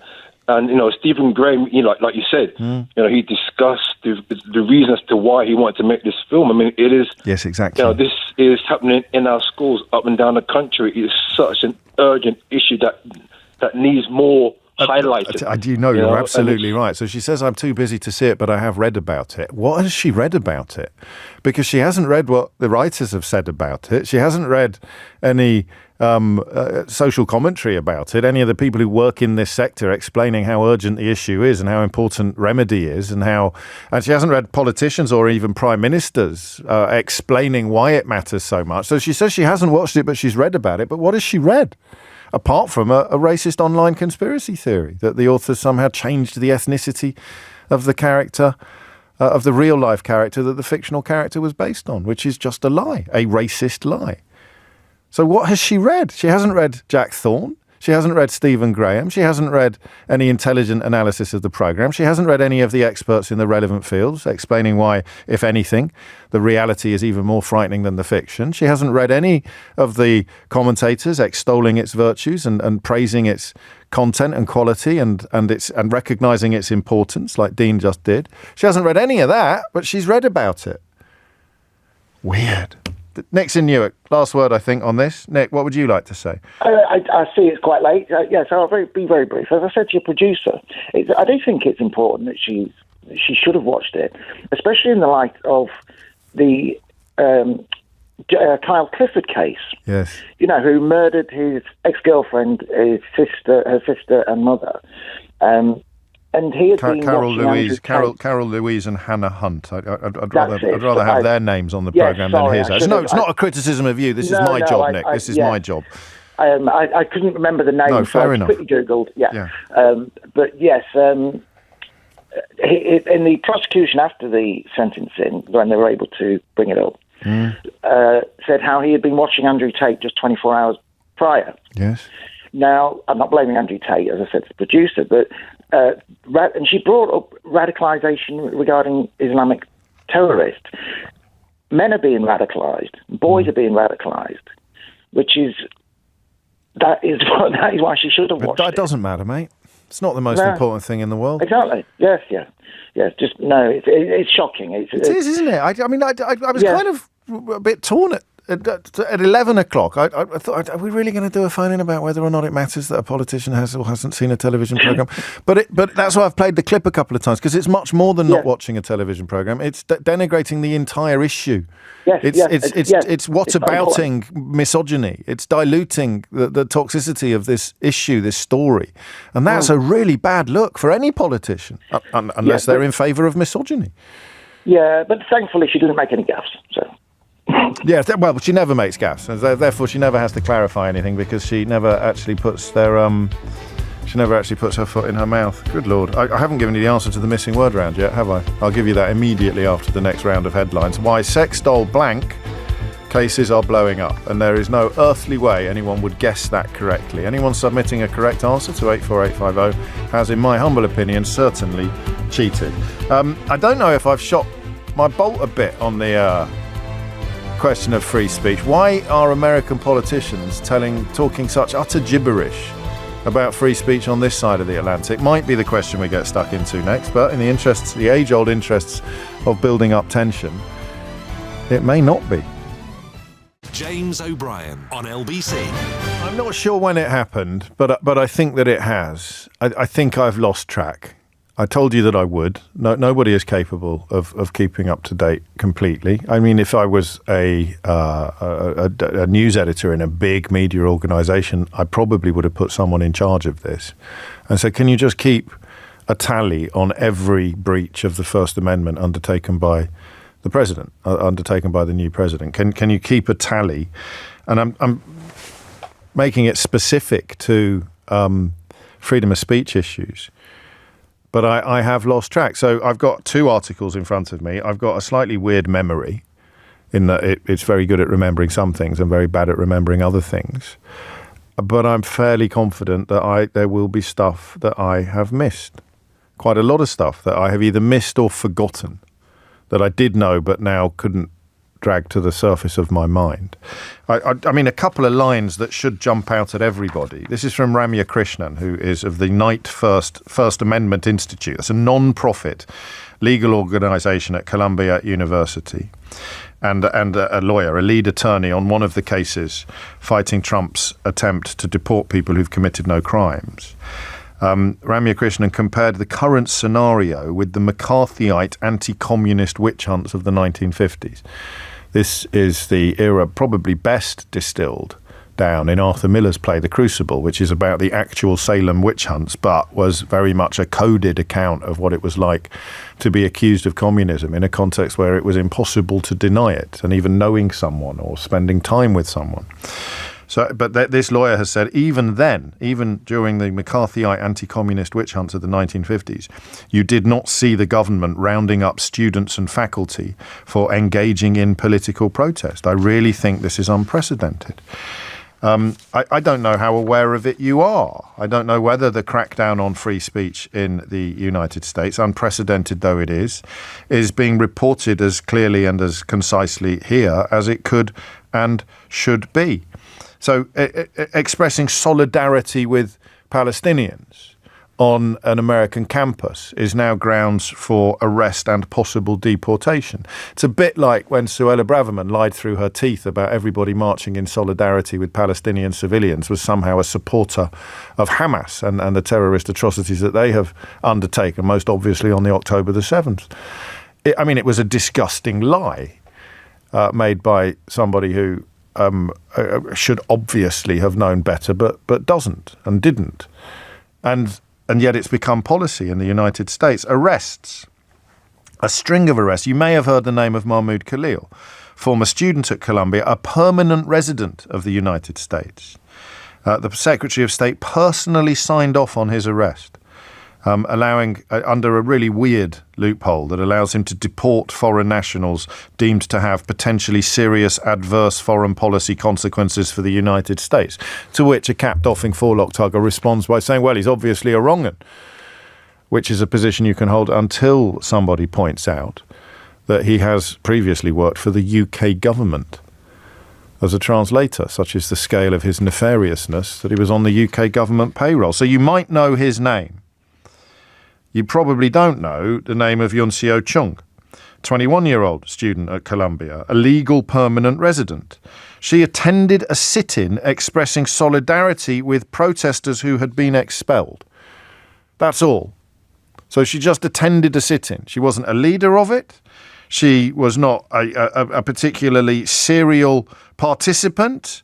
She never played an organising role or a leading role in any of the protests. The lawsuit fighting her arrest and deportation, I'll say that again, a 21-year-old student at Columbia, a legal permanent resident of the United States of America, facing arrest and deportation for sitting down in public at a protest against the expulsion of students who had been expelled for holding opinions. She was rather, says her lawsuit, one of a large group of college students raising, expressing and discussing shared concerns. Immigration agents tried to search her dormitory. They got help from federal prosecutors using a warrant that cited a criminal law against harbouring non-citizens. They haven't managed to find her yet. They haven't managed to detain her. And an actual judge has asked officials to halt efforts to do so. You probably know the story, if you don't remember the name, of Rumeysa Ozturk. Simon Marks told us about it last week. She's a 30-year-old doctoral student at Tufts. She was ambushed in the street outside her home by agents and put in a detention centre, accused of supporting Hamas, but with no evidence whatsoever cited. Her only known activism, according to her own friends and colleagues, was to co-author an op-ed in the school newspaper amplifying student demands that the university cuts ties with Israel. And you may not like the idea of a student newspaper calling for ties to be cut with Israel, which, of course, this morning stands accused of killing more aid workers. A little more on that story later. But that's all she's known to have done. She co-authored an op-ed in the school newspaper. I remember, I think it was the deputy editor or the American editor of The Spectator came on Nick's show at the beginning of this saga and talked about how Donald Trump was going to be good for freedom of speech. And I mean, I'm busy in the mornings. I don't often catch what's happening on the radio while I'm preparing my own programme. But that one just jumped off and bit me right on the earlobe. I thought, are you mad, bad, or just dangerous? Donald Trump is going to be good for freedom of speech. Yeah. Arresting and deporting people for writing articles in a student newspaper. And there'll be other examples. There'll be examples that you have got and I have not. There'll be things that you can remember and I can't. And that's it. You're not allowed to protest in Donald Trump's America. Of course, in far-right and pro-Israel groups, there's one called Betar US, have been flagging individual student protesters, literally dobbing in people that they want to see punished and harmed, up to and including arrest and deportation, with no proof, remember, no evidence whatsoever that they're guilty of any of the things that they are accused of. That's your examples of what's going on in the world of students. Language and demonstrations as well. There's almost no one I don't want to deport, wrote Ann Coulter, one of the more conservative commentators in the United States. But unless they've committed a crime, isn't this a violation of the First Amendment? So even this person recognises that if you are deporting people who haven't committed a crime, punishing in any way for opinions, expressed opinions, it's a violation of the First Amendment. And it is mad that what is going on, the absolute blatancy of these attacks on the most fundamental freedoms of speech. It's not just, of course, in the context of Gaza as well. No federal funding for diversity, equity and inclusion, which means that you won't get grants, you won't be allowed to operate if you do things like acknowledge the role that a black person played in the Second World War, or the role that a woman might have played in a moment of epic social change. The president of the American Association of University Professors has won an injunction against this ban after saying that the administration is pulling funding from projects that have prohibited words. Do you remember when all the anti-woke warriors were telling us that this stuff was going on and then they couldn't actually provide any examples? Particularly if you removed transgender issues from the conversational agenda, the idea that anyone was being cancelled or closed down or censored was almost impossible to establish. That they're words you can't say, I'm anti-woke, you should be able to say whatever you want, I believe in freedom of speech. Where have they all gone? Where have all these people gone? Prohibited words now in groups that seek federal funding, losing their grants if they use federal words. I beg your pardon, if they use prohibited words. You have the president of the American Association of University Professors saying nobody really wants Big Brother telling you what you can research. These are questions our country needs to know the answers to. For example, right? Differences in infant mortality in urban and rural areas. So you know in this country it has been proven statistically that black women in childbirth are more likely to suffer complications and even death than white women. Would you like to know why? I would. I've done phone-ins about it. If I was in receipt of funding from the current United States government, I would lose it for asking that question. Because it speaks to potential discrimination. It speaks to potential inequality, diversity, equity and inclusion. are now, in Donald Trump's America, bad things. He's got people in his administration who have said everything will go wrong if it's not being run by white men. They've said it out loud. But freedom of speech, yeah, he's good. He's going to be great. He's going to bring back freedom of speech. And there'll be stuff I haven't even touched upon. There'll be stuff I have completely... Oh, the Indian story. You see, you're doing it. I knew you would. Crowdfunding.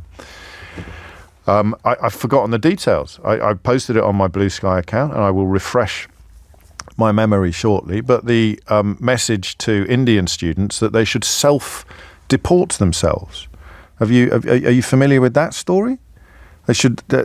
All students in America from India, or many of them, have received invitations, if you like, to self-deport themselves. The White House is firing career prosecutors. A career federal prosecutor fired by the White House because he pursued a politically connected businessman and because he criticised Trump when he was running for Congress in 2020. Freedom of speech. He'll be good for freedom of speech. It's unprecedented for the White House to fire a career prosecutor, but they've already managed to do it twice. Reagan Fondren was the acting U.S. attorney for the Western District of Tennessee. Instead of just removing her from that role, which you could do and wouldn't be remarkable, they fired her from her career job. The list is almost endless. And yet they claim that they are upholding freedom of speech. Simon Marks talking to us last Friday about the student snatched from the streets outside her own home. I'll find the Indian story as well for you shortly. But it's happening now, and it is the polar opposite of freedom of speech. It is literally the persecution, the prosecution, the pursuit of people for holding and expressing opinions. Which makes the question I'm going to ask you now a bit weird, but it's an important one.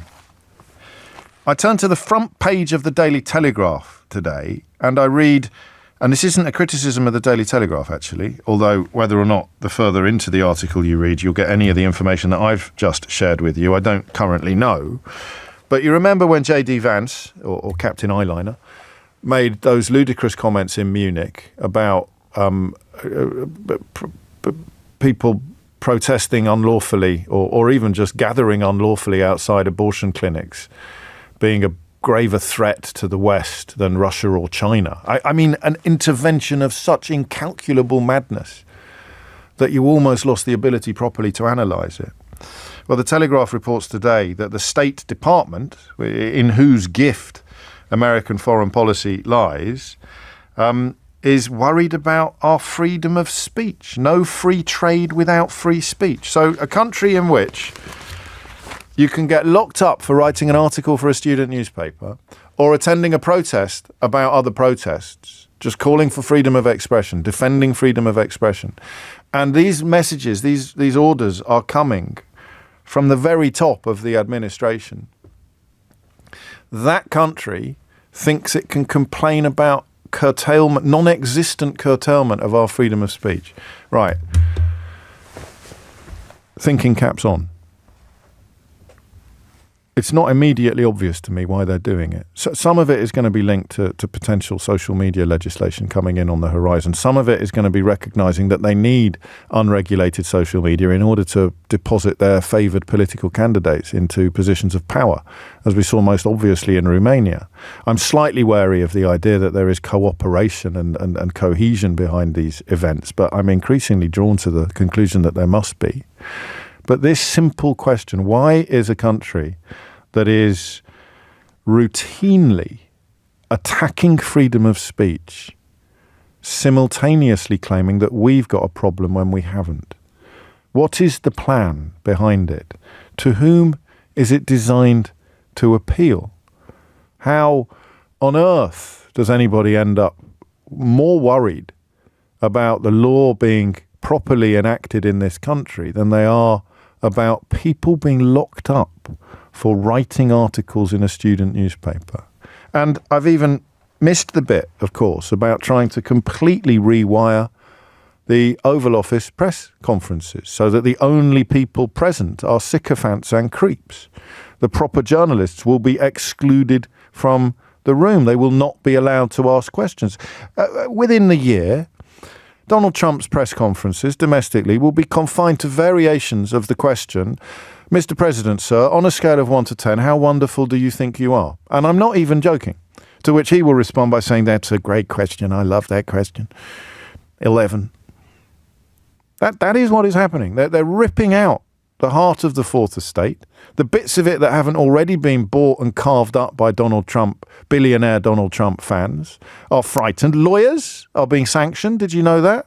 Lawyers are being punished for representing people or prosecuting people that Trump likes. The legal system is under attack.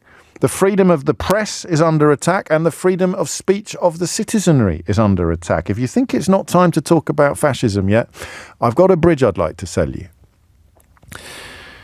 But even I get a little bit daunted by the scale of these issues. Well, I don't say even I just mean it's my job. I don't mean I'm special in any way. So I need to focus on just one bit.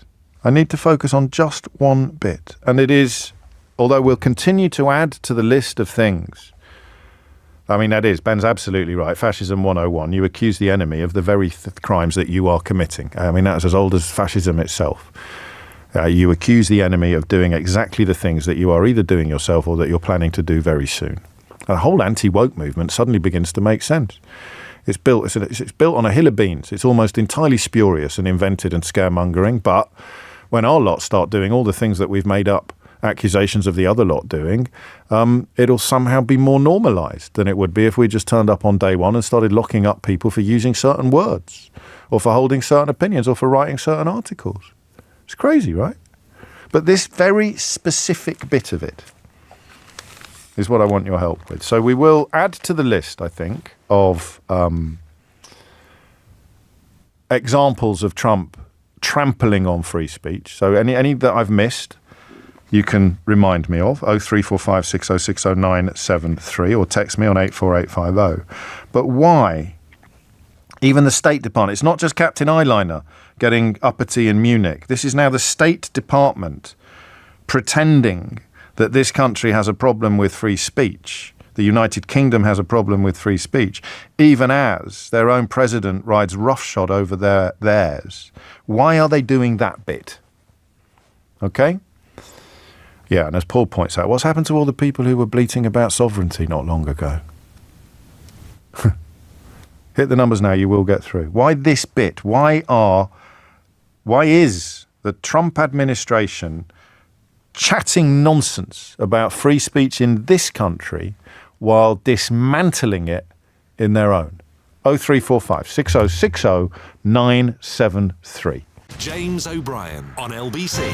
23 minutes after 12. I haven't seen this reported anywhere except the Times of India, actually, but hundreds of international students in the US are getting an email from the Department of State, the same organisation, saying that we can't have free trade unless we fix our free speech issues, asking them to self-deport owing to campus activism. So immigration attorneys contacted by the Times of India confirmed that this was happening, with a few Indian students being on the receiving end of such emails. The majority, presumably, are going to be those with links to Palestinian people. But the email, on behalf of the United States Department of State, the Bureau of Consular Affairs Visa Office, hereby informs you that additional information became available after your visa was issued. As a result, your F1 visa with expiration date X was revoked in accordance with Section 221 of the United States Immigration and Nationality Act as amended. This stuff is really heavy. The Bureau of Consular Affairs Visa Office has alerted the Department of Homeland Security's Immigration and Customs Enforcement, and on it goes, before inviting people to self-deport without providing any evidence whatsoever of what it is they are alleged to have done. So the other bit in that story I read you about some of these organisations personally identifying individuals that they want to see punished, passing it to the authorities, and then the authorities acting in this way, you tell me it's too soon to use the F word. So why talk about UK freedom of speech? I don't get it. Do you? Abigail's in Balham. Abigail, what would you like to say? Yeah, what I was saying is that to me, I just think it's so simple. You're just making it really complicated. Well, I do have that habit, I'm afraid, sometimes. I was really upset with you the other day, but I'll tell you about that later. Oh, can't wait. Literally, No, I'm sure you can. It's the monologue that you've given, and I just think it literally is pale, stale white males securing their space. It's protectionism. They're scared that because they're scared of losing control, and that's what it's about. It's because in the olden days, like when you and I were younger, we had, I don't want to say the news channels, but there were literally just a handful of news channels that were in control of everything. So they could effectively control what information we received and didn't receive. And that's what it's about. Now people have got WhatsApp, they've got... Yeah, no, this is big picture stuff, but why would the State Department be talking about free speech in this country? Because in the UK, it's the same thing. It's the Pale and Stale Brigade. It's literally, they want to ensure that white males of a certain look, and it's also part of the whole Karen debacle as well, the whole white Karens making up stories about black people and brown people, because they believe there is a space that they should have and they should secure. They don't It doesn't quite reach this side of the Atlantic. I mean, I've got a picture on the front page of a national newspaper now of a woman who was prosecuted for breaking rules about what you can and can't do outside abortion clinics, rules that apply to people who are both in favour of bodily autonomy for women and opposed to it. And Trump, no free trade without free speech. That doesn't fit your analysis. Why are they doing that? I've told you what I think. Okay. It's protecting their status quo. So only some opinions are allowed. That fits, but it doesn't explain why they're targeting the UK. How does that play in America? I mean, who does that appeal to in the United States of America? A lot of Americans are Anglophiles. A lot of Americans believe that we know what time it is. We invariably don't. And then to say, even in the UK, they don't. You know, they need to keep across what needs to be done. It's reaching out. There's a lot of American people that think, for whatever reason, if you've got a British accent, if you're from Britain, if you're from the UK, that you're smart.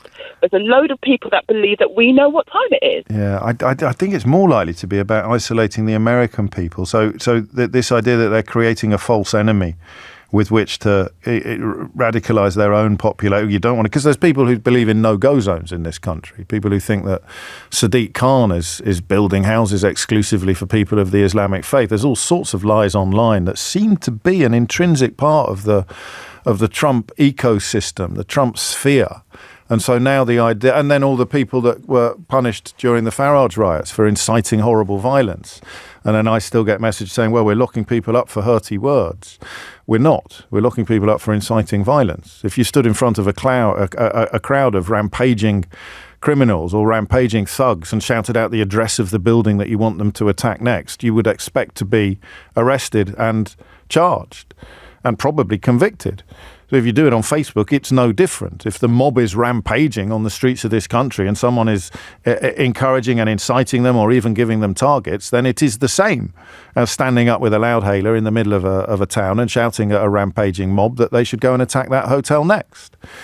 I can't believe I still need to explain that, but I'm happy to, because I believe occasionally it might help people come to better understanding. So it's a mythical enemy that you use to say to your own people, well, we don't want to end up like them, which is why I bring it back to the fact that they are actually locking people up for holding opinions while claiming that you can't do so here. Laura is in Manchester. Laura, what do you think? Hi there. It's my first time I'm calling, so I'm a little bit nervous. It's only me. Welcome.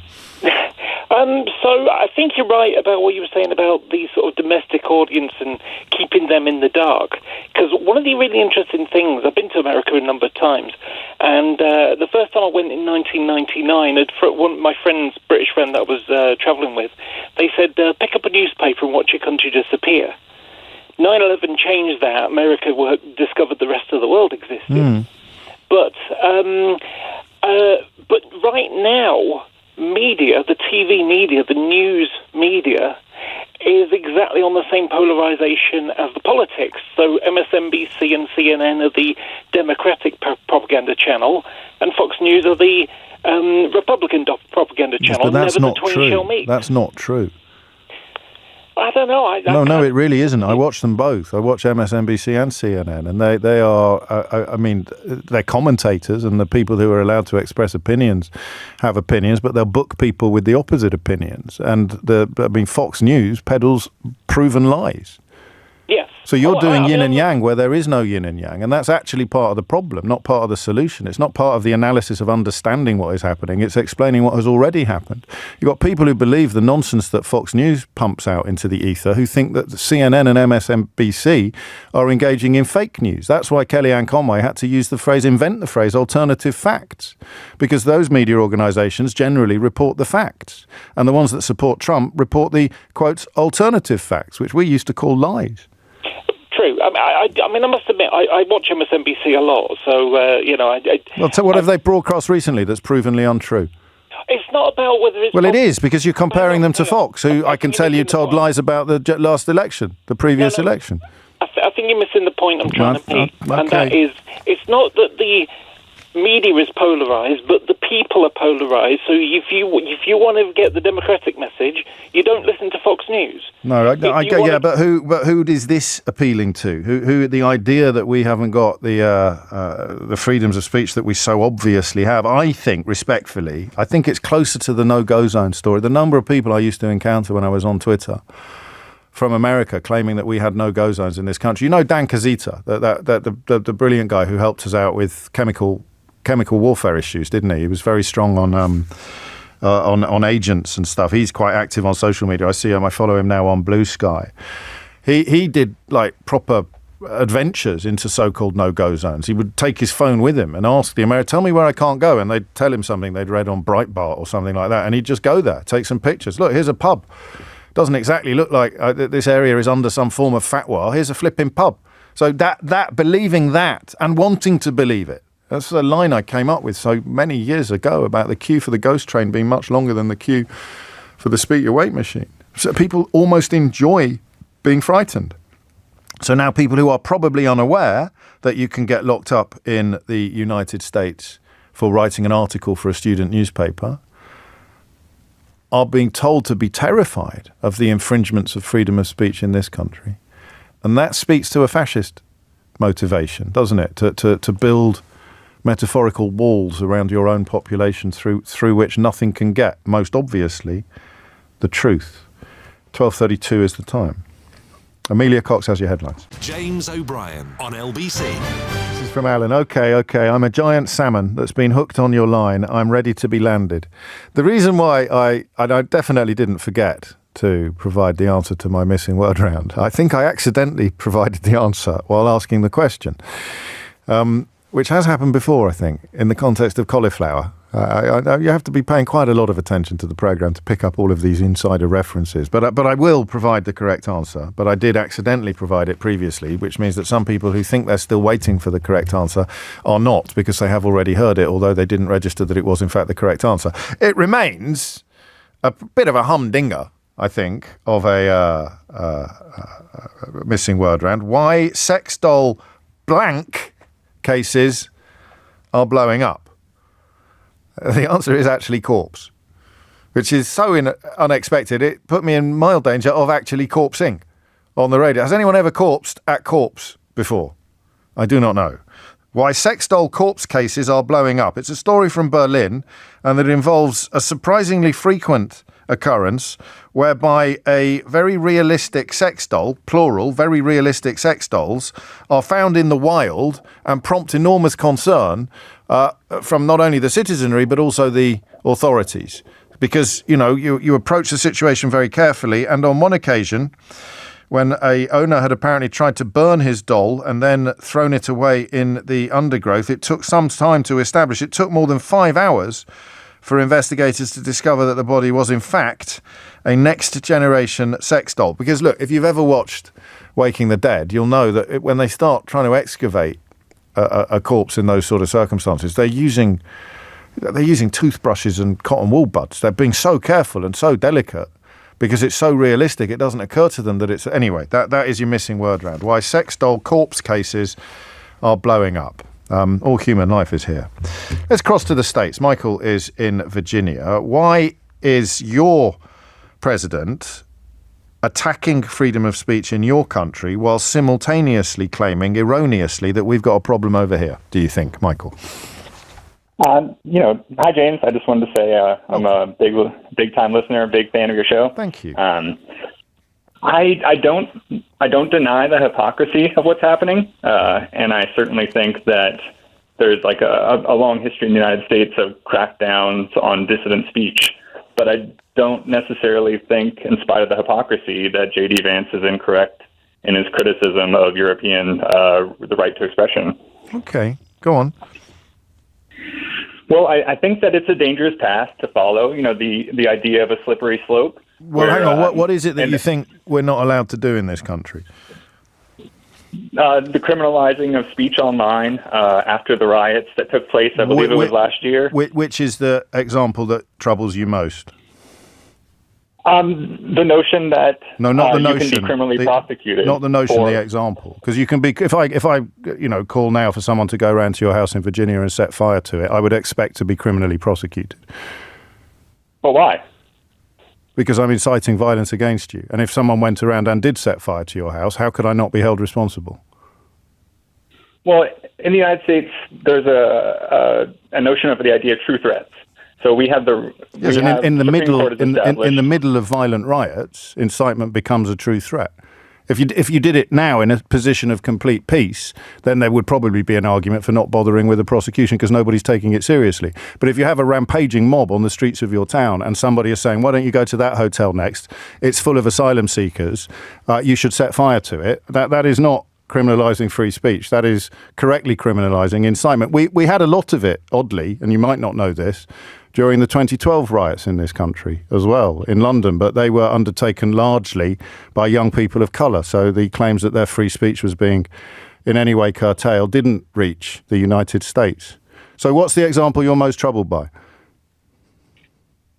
I do think that it's just the nature, the idea of this. I'm going to need an example because I've explained to you one element of your mistake in thinking that free speech was being criminalised when it was incitement to very real and unfolding violence. So what's the example that you're most troubled by?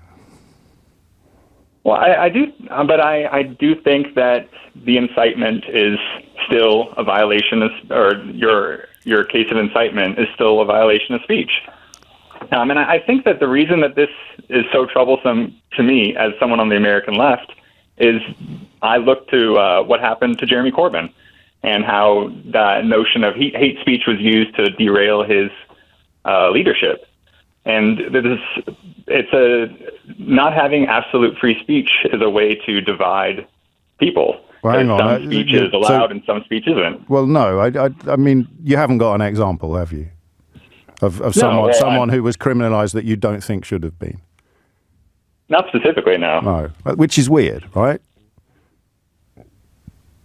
Because I've provided countless examples of people in your country who are being arrested and threatened with deportation for simply holding peaceful opinions. And you've come on a British radio station to claim that people here are being criminalised for inciting violence, and that's fine. But you can't think of a single example that stands out as an egregious breach of free speech. But let's leave that, I think. Although I'm happy to carry on, I presume you're not, and look instead at why you think the State Department and J.D. Vance are seeking to persuade Americans that we have particular problems in this field. And remember, they focus more on exclusion zones outside abortion clinics than they do on any of the issues you've originally raised. What are they trying to create in the minds of their supporters in the United States? And I accept that you're not a supporter. I assume it's a cynical appeal to their base, which is largely conservative and anti-abortion. A method of creating separation between public opinion in the United States of the European Union and European allies as friendly nations while they're trying to separate Russia from China. That's my assumption. I think it's probably the only valid one. Are you in the mood for an example of some British humour, Michael? I love it. Good, because Anthony's been in touch to say this caller should be protected under the Second Amendment because he's an absolute weapon. I'm glad you see the funny. So we're all friends here, or almost all of us. 12:43, but it is extraordinary how that message has reached. It's like the no-go zones. Just before you go, and this is I asked in a mood of peace. Do you believe stories about there being no-go zones in this country that white people can't go into? No, I've lived in large cities in the United States, and I think that there are neighborhoods where there's specifically more crime no-go zones. No-go zones in the United Kingdom, because that story comes from the same place that your stories about people being locked up for exercising freedom of speech, as opposed to inciting and encouraging hideous violence. I'm glad that you didn't fall for that bit of the project. Nathan's in Newcastle. Nathan, what's going on? Hi, James. I've got something that I want to read to you, but I couldn't. It's not a poem, is it? No, it is a quote. It is a quote, but it's not, thankfully, a poem. So your previous caller, I hear a lot of Americans talk about free speech in a very, they don't seem to understand their own laws. The Second Amendment says Congress shall make no law that infringes free speech. It doesn't mean that people get to say whatever they want whenever they want, because that's absurd. There is no... Well, the classic example is shouting fire in a crowded cinema, and then being responsible for the stampede that follows. Yeah, but I can't just walk down the street and, behind someone and just insult them, just because that, is covered by another law, which would be, I don't know, harassment or stalking or whatever. Yes. But Americans talk about absolute free speech as if it's a real thing. It's not. There is no such thing as absolute free speech, which Elon Musk is constantly demonstrating he doesn't believe on his platform. By shutting people down and removing voices that he doesn't like, and allowing voices that would actually break the law in the country where the platform is operating. So people have been prosecuted for breaking British laws without actually violating Twitter rules and conditions. Well, yeah, it's a cesspit.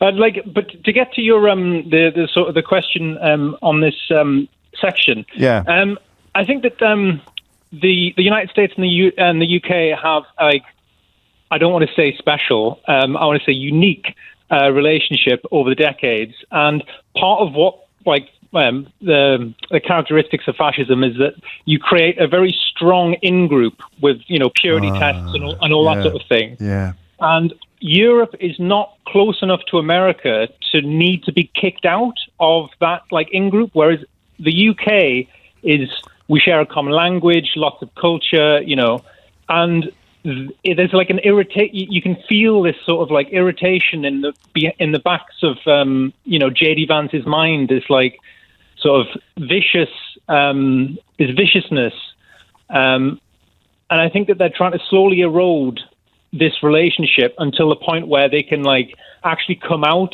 and denounce Britain in the same way that they denounce Europe, and they're not using language in the way that language is supposed to be used. It is devoid of meaning, and this gets to the quote that I wanted you to read, because it's that I wanted to read you. Go on. It's a very, very good quote, and everyone should be thinking about it whenever they hear anything coming out of the American and Russian, for that matter, the government. And if you just replace the word anti-Semite here, because fascists are often anti-Semites, and anti-Semitism is often it's the precursor for any sort of fascistic it has been historically. Project. Yes, go on.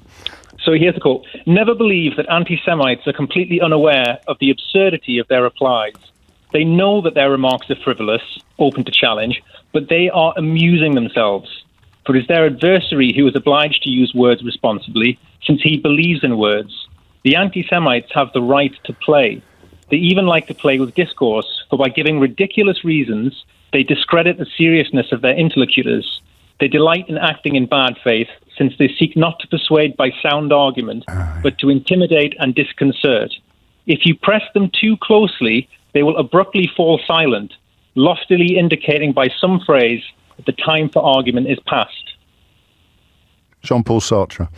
It's a variation on No True Scotsman. And you're absolutely right. I think I've read that quote out on the programme before, but maybe not all of it. And it is hugely important. And it really is. Stay tuned, Nathan, because I had a little exchange at the weekend with an academic at the LSE who goes further into that territory in an incredibly helpful way, and I'll share that shortly. But thank you. Just before you go, Alice has been in touch to say this guy is spot on, and Connor says very good quote, and Alan says very apt. It's worth redigging it out. It really is. It's worth familiarising yourself with that that commentary, that analysis, that distillation really of how hate speech works that Jean-Paul Sartre applied to anti-Semitism in the context of Nazis. It's 12:48. James O'Brien on LBC. It is 12:51, and I'm not a big one for. I don't like slippery slope arguments because they're generally fallacies, but I don't necessarily like pointing at fascistic behaviour and wondering what the next stage will be. There's assaults upon people, assaults upon values, assaults upon freedoms. When then does it get really bloody? Does it get really nasty? I do not know, but I do see in terms of their attitude to the law, whether international or domestic, I do think that people like Donald Trump look at people like Vladimir Putin and increasingly Benjamin Netanyahu and feel envy. So my sad duty to tell you next that 15 Palestinian paramedics and rescue workers, including at least one UN employee, were killed by Israeli forces, quotes, one by one, end quotes, and buried in a mass grave 9 days ago in southern Gaza, the United Nations said yesterday. They were on a mission to rescue colleagues who had been shot at early in the day when their clearly marked vehicles came under heavy Israeli fire in Rafah city's Tel Al Sultan district. And a Red Crescent official in Gaza said that's the sort of sister organisation of the Red Cross, said there was evidence of at least one person being detained and killed as the body of one of the dead had been found with his hands tied. This happened on the 23rd of March and is reported in some UK media today. We were hoping to speak to somebody from one of the relevant organisations, but we haven't been able to. We may do tomorrow. 12:52 is the time. The French bit as well, telling French companies that they won't get any business with I think American government contracts if they continue with their own diversity, equity and inclusion policies. This is another request from the State Department. That seems to be where most of the bad stuff is coming from. Telling French and Belgian and other European companies that universities, government contractors, security services in America are now businesses in France, Belgium and elsewhere. And they've pushed back. Thankfully, a lot of French companies don't plan to change their policies, said the French Minister for Equality, Aurore Berger, on Sunday. We have a culture of non-discrimination in Europe and we must continue that, said the Belgian Deputy Prime Minister. So it's all of a piece. But the bit I'm still a little baffled by is why an administration dedicated to undoing freedom of speech would claim that the United Kingdom has a particular problem in that field. And I must read you those comments from the LSE fellow that I was had a brief exchange with at the weekend, because it's really strong stuff. It also helps you understand why some English politicians claim that they can't possibly be English because they have brown skin. It's a really fascinating analysis. Do not let me go home without sharing it. But I want to squeeze in at least Sean in Heathfield on the question of free speech. What would you like to say, Sean? Yeah, I'd like to say that we're on the same lines of being compromised. I think when it comes to when people trying to protest for the Palestinians, but I do think needs to be with Musk and JD Vance and Trump and Tulsi Gabbard. They all come across as freedom of speech and the First Amendment, but then now they've slowly got into this administration. It all seems to be only if it aligns with what we believe. Were they ever fans of free speech? I mean, I can't help thinking that alternative facts was a much bigger alarm bell than we realised. Once you start saying that a lie is the equivalent, the moral and intellectual equivalent to the truth, then you're not really in favour of free speech. You're in favour of freedom to lie. Exactly, and she came across as a kind of, an anti-war head of the kind of, secret services or whatever, and now she's all pro, let's bomb Yemen and let's bomb Lebanon, and and she seems to be following the Israeli kind of, narrative, and I think they want to say what they want to say to get the votes. And then as soon as they're in power, always seems to be that they kind of give in to their lobbyists and the people who, are kind of whispering in their ears, and it's quite and that's why worrying. So many of these conversations seem to come back to Project 2025, which means we should probably all familiarise ourselves with it a little more. But so I put on Blue Sky at the weekend, people in the USA and beyond, because of that story about them trying to strong-arm French and other European businesses, are being punished, fired, defunded, deported, disciplined and silenced by Trump's administration for their opinions and beliefs. That is a statement of fact. They are. And it's happening in unprecedented numbers. And then, because I can't resist a joke sometimes, I thought the anti-woke warriors really hated this stuff.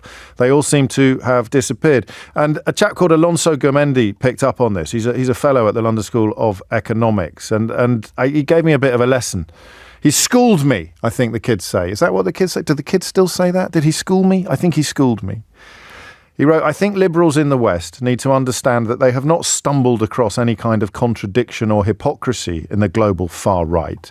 When they said, and this ties in with what Sean just told us, when they said, quotes, people have a right to free speech, end quotes, they simply never saw racialized people as people to begin with. To be accepted, racialized people need to accept an inherently contradictory inferior identity. For example, English people of Indian descent need to deny their own Englishness, but Indian people in England need to abandon their Indianness and assimilate to English values. I told you it was thought-provoking. Can you think of any people that might fit into that category in public life in this country? Racialized people, Alonso goes on, are allowed to exist and advance only in that in-between. They're never allowed to be English enough, but they're never allowed to be Indian either.